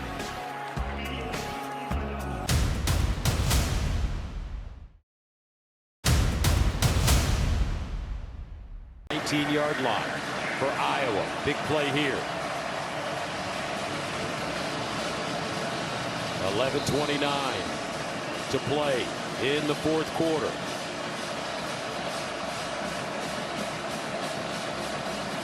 Gronowski, after a slow first half, has really stepped up his performance in the 2nd. He's found some harmony and rhythm. Play fake. Sets up D. Fires down the field. Incomplete, but a flag. Seth Anderson, the intended receiver. Pass interference. Defense number 34. 15-yard penalty from the previous spot. Automatic 1st down. This is such a tough responsibility. That's Bo Goodwin, 34. He's the middle linebacker. And Gus, off of the fake, he's running back straight deep down the middle of the field.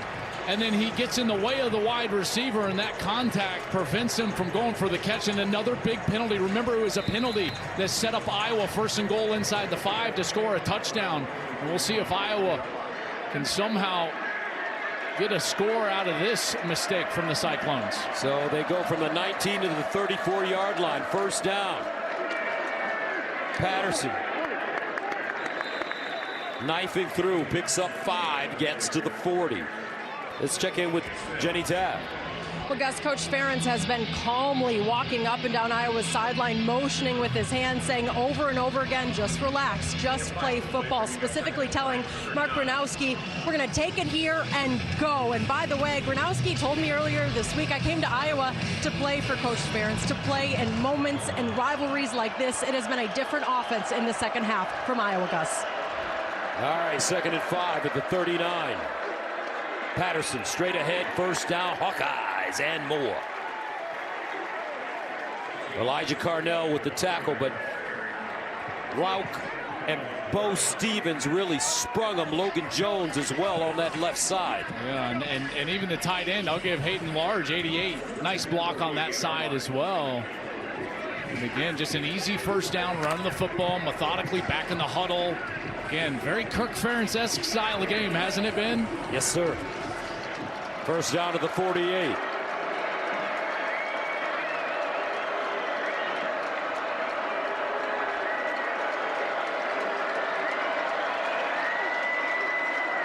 Patterson. Hit as he crosses the line of scrimmage. Finally brought down by Cummings Coleman.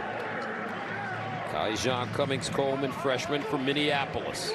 This is exactly what Iowa State is going to have to do. Watch this. So they're going to get aggressive here, and they're going to go man coverage, and then they're going to start bringing safeties down into the box right away to stop this run game. So you're starting to see the adjustment being made. And Iowa State saying, okay, we're not going to sit back anymore and let you just down the field on these 16-play drives. They're starting to force the action. Everybody up near the line of scrimmage. 2nd down and 8 at midfield.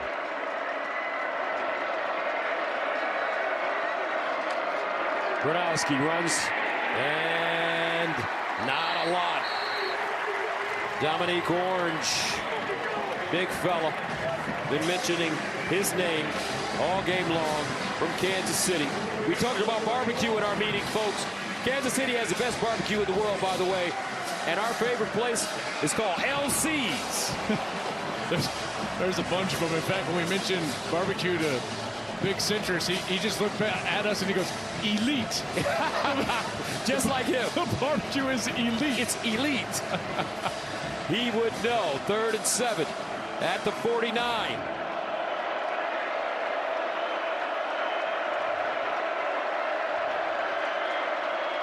Gronowski over the middle. Incomplete. Gosh, he had his man Jacob Gill. He was open. Jamison Patton in coverage. Watch this smart play. I'm going to alert you to this safety right here. He's in man coverage on the tight end in the backfield, but as soon as that tight end was just running an underneath route, he dips back into coverage. He's a free player, and he's underneath the route. I think he forced Gronowski to throw that ball high. He didn't expect him to be there, and it's an incompletion. Reese Dakin boots it. And caught at the 10. 40-yard punt. 13 up. A lot of time left. Here come the Cyclones.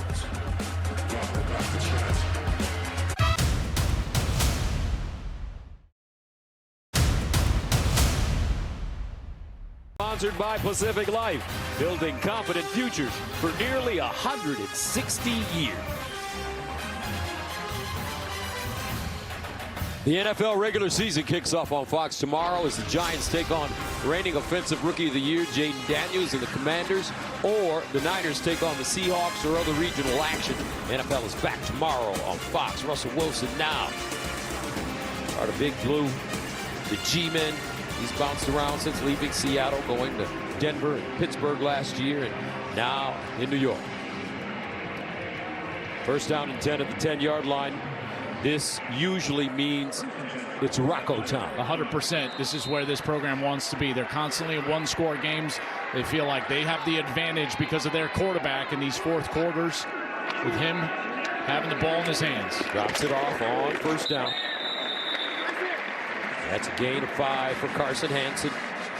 Shire with the tackle. And I will tell you this, as a quarterback, this moment doesn't come down to skill, and it doesn't come down to film watching. It comes down to courage. You got to want it. You got to dream about it. You got to think about it every single day. I want the ball. I want the team on my back in this situation. That's the only way that you have success in these moments. 2nd and 5 at the 15. Hansen. I thought it was interesting when we talked to the coaches yesterday at Iowa State's facility, and they said, hey, when we have a good quarterback like Rocco, the building sleeps peacefully at night. That man right there, Matt Campbell, said, I sleep well. Yes, he did. 3rd down and 2 at the 18.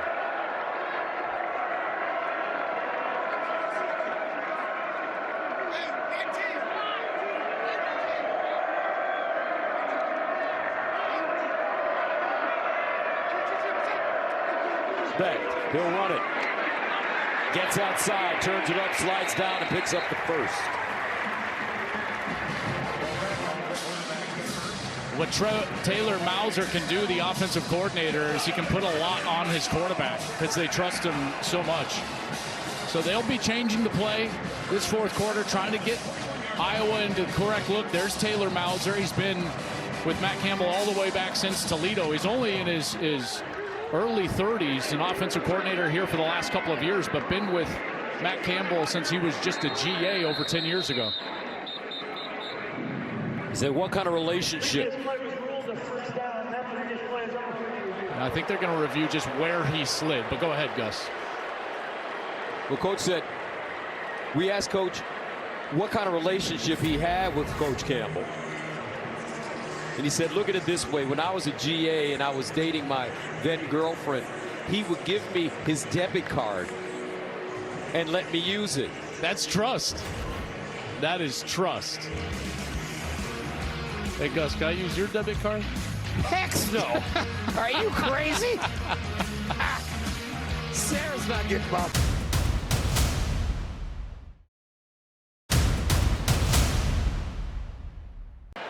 Review during the break.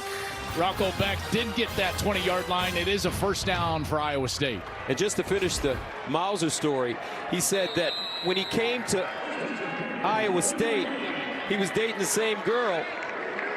First and 10 at the 21. Here's a handoff. Hansen. So Mauser was dating the same girl. She came to Ames with him. And after 1 year, she said to Taylor, this isn't for me. It's either me or Iowa State.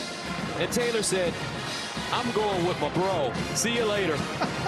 I think she actually said it's either me or Campbell. And he goes, oh, okay, that's an easy one, Campbell, for sure. Hey, bros before. Oh, man. Second down and 4 at the 27.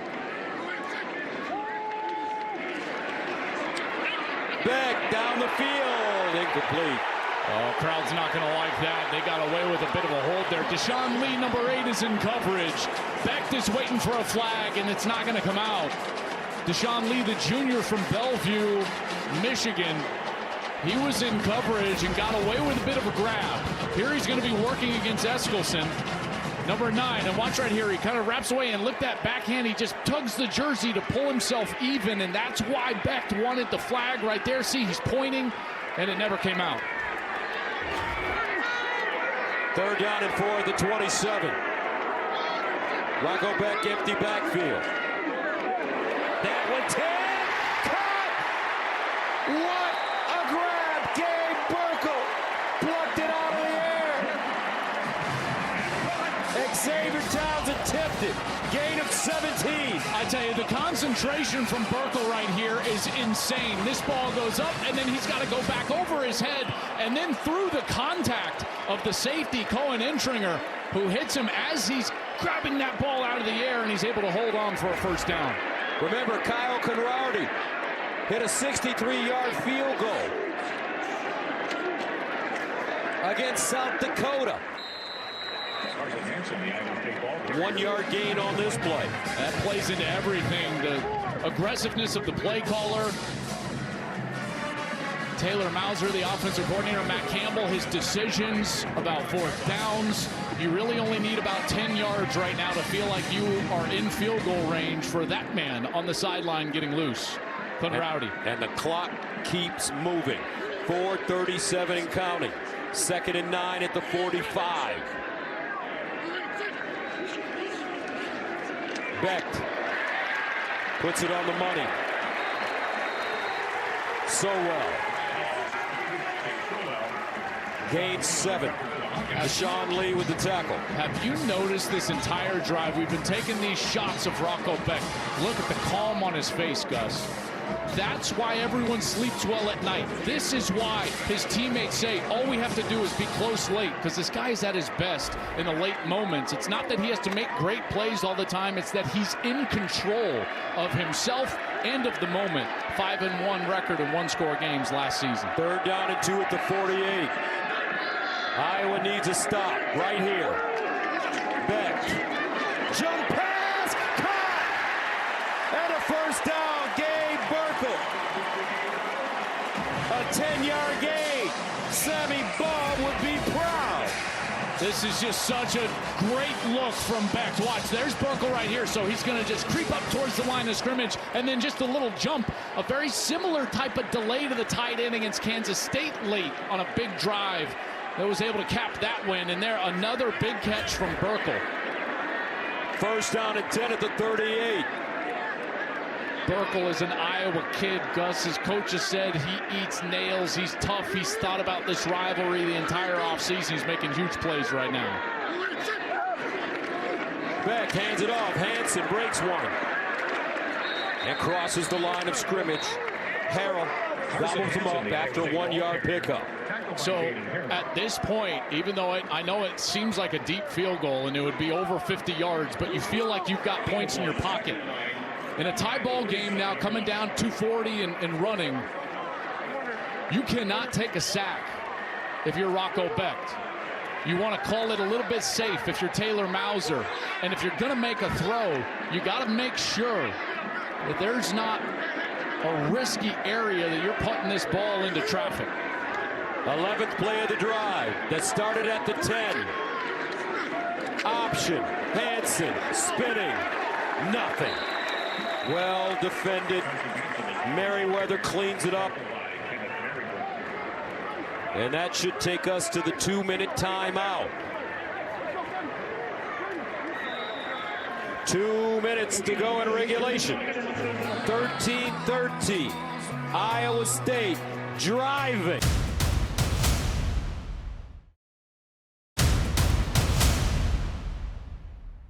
Nets program, and it's Gabe Burkle. How about both of the catches on this drive? The big fella, 6'6", 255 pounds, showing off the sweet hands, moving the chains. And here's Iowa State with a big 3rd down. Every big play this year, it's been in Rocco Becht's hands. Some sort of play fake, delay to the tight ends. They trust number 3. This ball will go through number 3. And that's what they're playing for, the Cy Hawk Trophy. 3rd down and 9 at the 37. Rocco. And he'll get across the line of scrimmage. Stopped by Jonah Pace. But the clock keeps winding. Now Iowa calls a timeout. Their second timeout. 1 remaining for the Hawkeyes. Please reset the game clock to 1:56. Well, you think about last year, Kyle Conradi. He was absolutely perfect when he needed to be for 54 to win the game with 8 seconds left. Bam! Into the back net. And Iowa State took home the 1-point win. And here we are again inside of 2 minutes. And Conradi is going to be asked again to kick a 50-plus yard field goal. Came into this game 3 of 4. Including that long of 63 yards. He's been money today. A 44-yarder and a 27-yarder.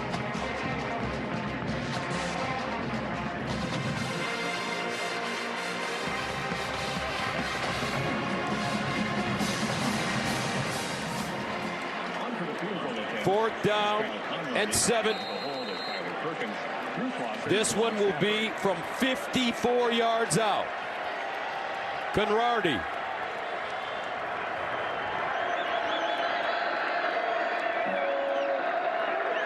Clean snap, good hold.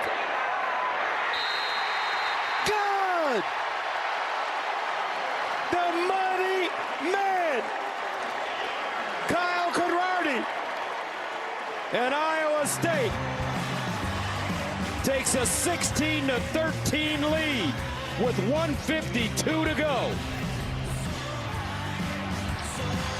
54 big ones.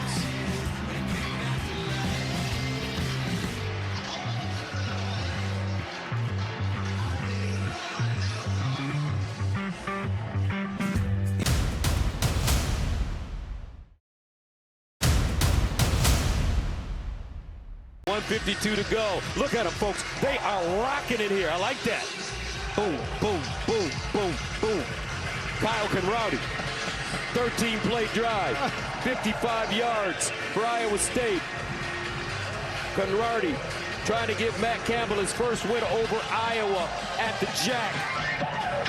Let's see how the Hawkeyes respond. Weegan, he'll start from the 7. Plow forward. Dropped.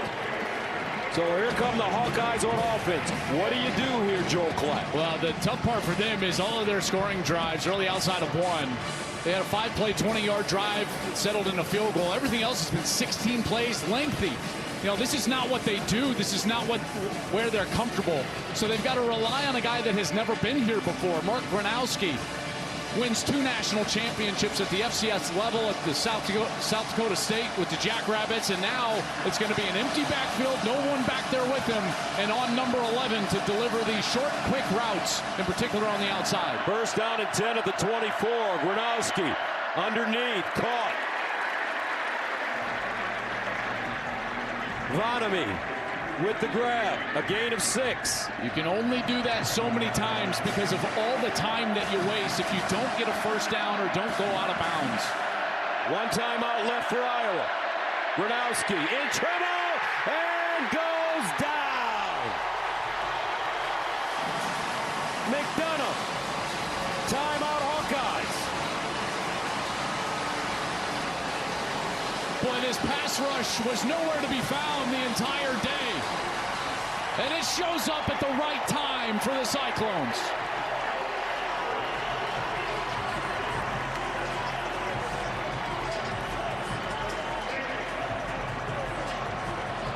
A loss of 7. 1:23 to go. Brings up 3rd down and 11.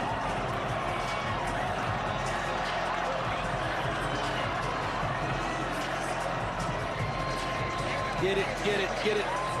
These Iowa receivers have just found no space. The passing game has done very little. They've only thrown the ball for 83 yards. Everything has been short or off of play action. This is not where they're comfortable. And listen to the sound of this crowd. They can feel it. 1:23 away.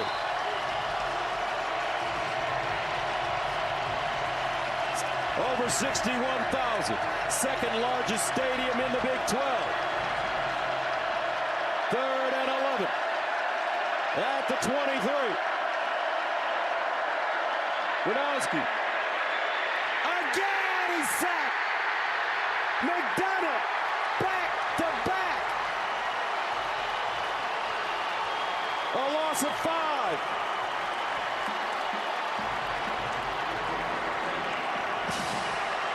That brings up 4th down and long. They need 16. Gronowski bounces, steps back. He's got to let it fly. Gronowski rolls, delivers. Incomplete.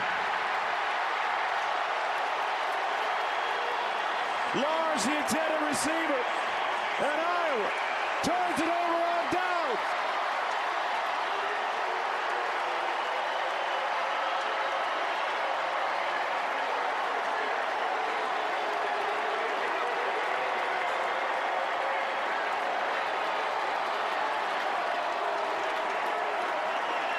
Coach Campbell told us that when you have a quarterback like Rocco Beck,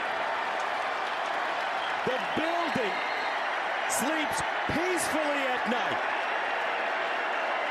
Hey, Iowa State, sweet dreams.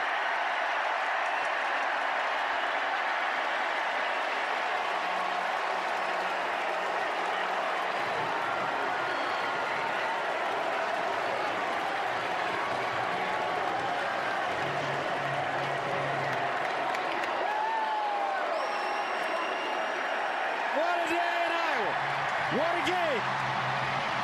16-13 the final. Coach Campbell across the field greets Coach Ferentz, 2 of the best, not only coaches, but men. But today, it'll be Rocco and the Cyclones victorious.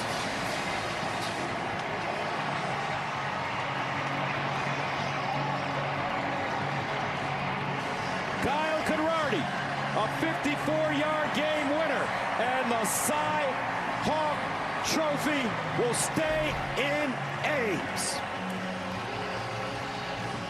And on the field, the AAG is with Coach Campbell. Gus, you're going to love this. Coach Campbell just said to me, Ames is pretty cool, right? Well, it's cool in this moment, Coach. Look, listening to this fan base, I know it's meant a lot to win this rivalry here. It's been a long time since 2011. What does it mean to you and this program? Oh, I think it's huge. These are milestone moments. And, you know, our kids, the schedule, what we've been up against, real toughness. And we've talked about it all off season, and these kids have bought into that, and I'm really proud of them. There's something about this rivalry. It is always a close one. And you told us yesterday, I'm going to learn a lot about my team and our toughness after today. What did you learn? Well, I thought we had great resolve today. You know, not a lot of things went our way at times, you know, and our just ability to hang in there, keep playing one play at a time. And I thought our kids did a great job handling their emotions.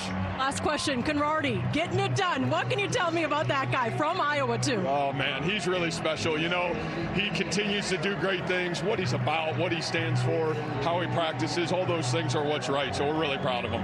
Better enjoy this one. All right, thanks so much. Hey, give him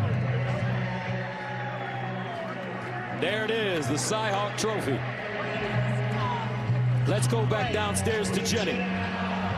Well, Rocco, just taking in this atmosphere, I'd love just your emotion of the moment and what it means to you to win the Cy-Hawk Trophy today. Oh, it feels amazing. I mean, you can feel it all around you. The crowd is going nuts. This is the moment you live for. It wasn't our prettiest game, but we got the job done. Shout out to our defense and our kicker, Kyle.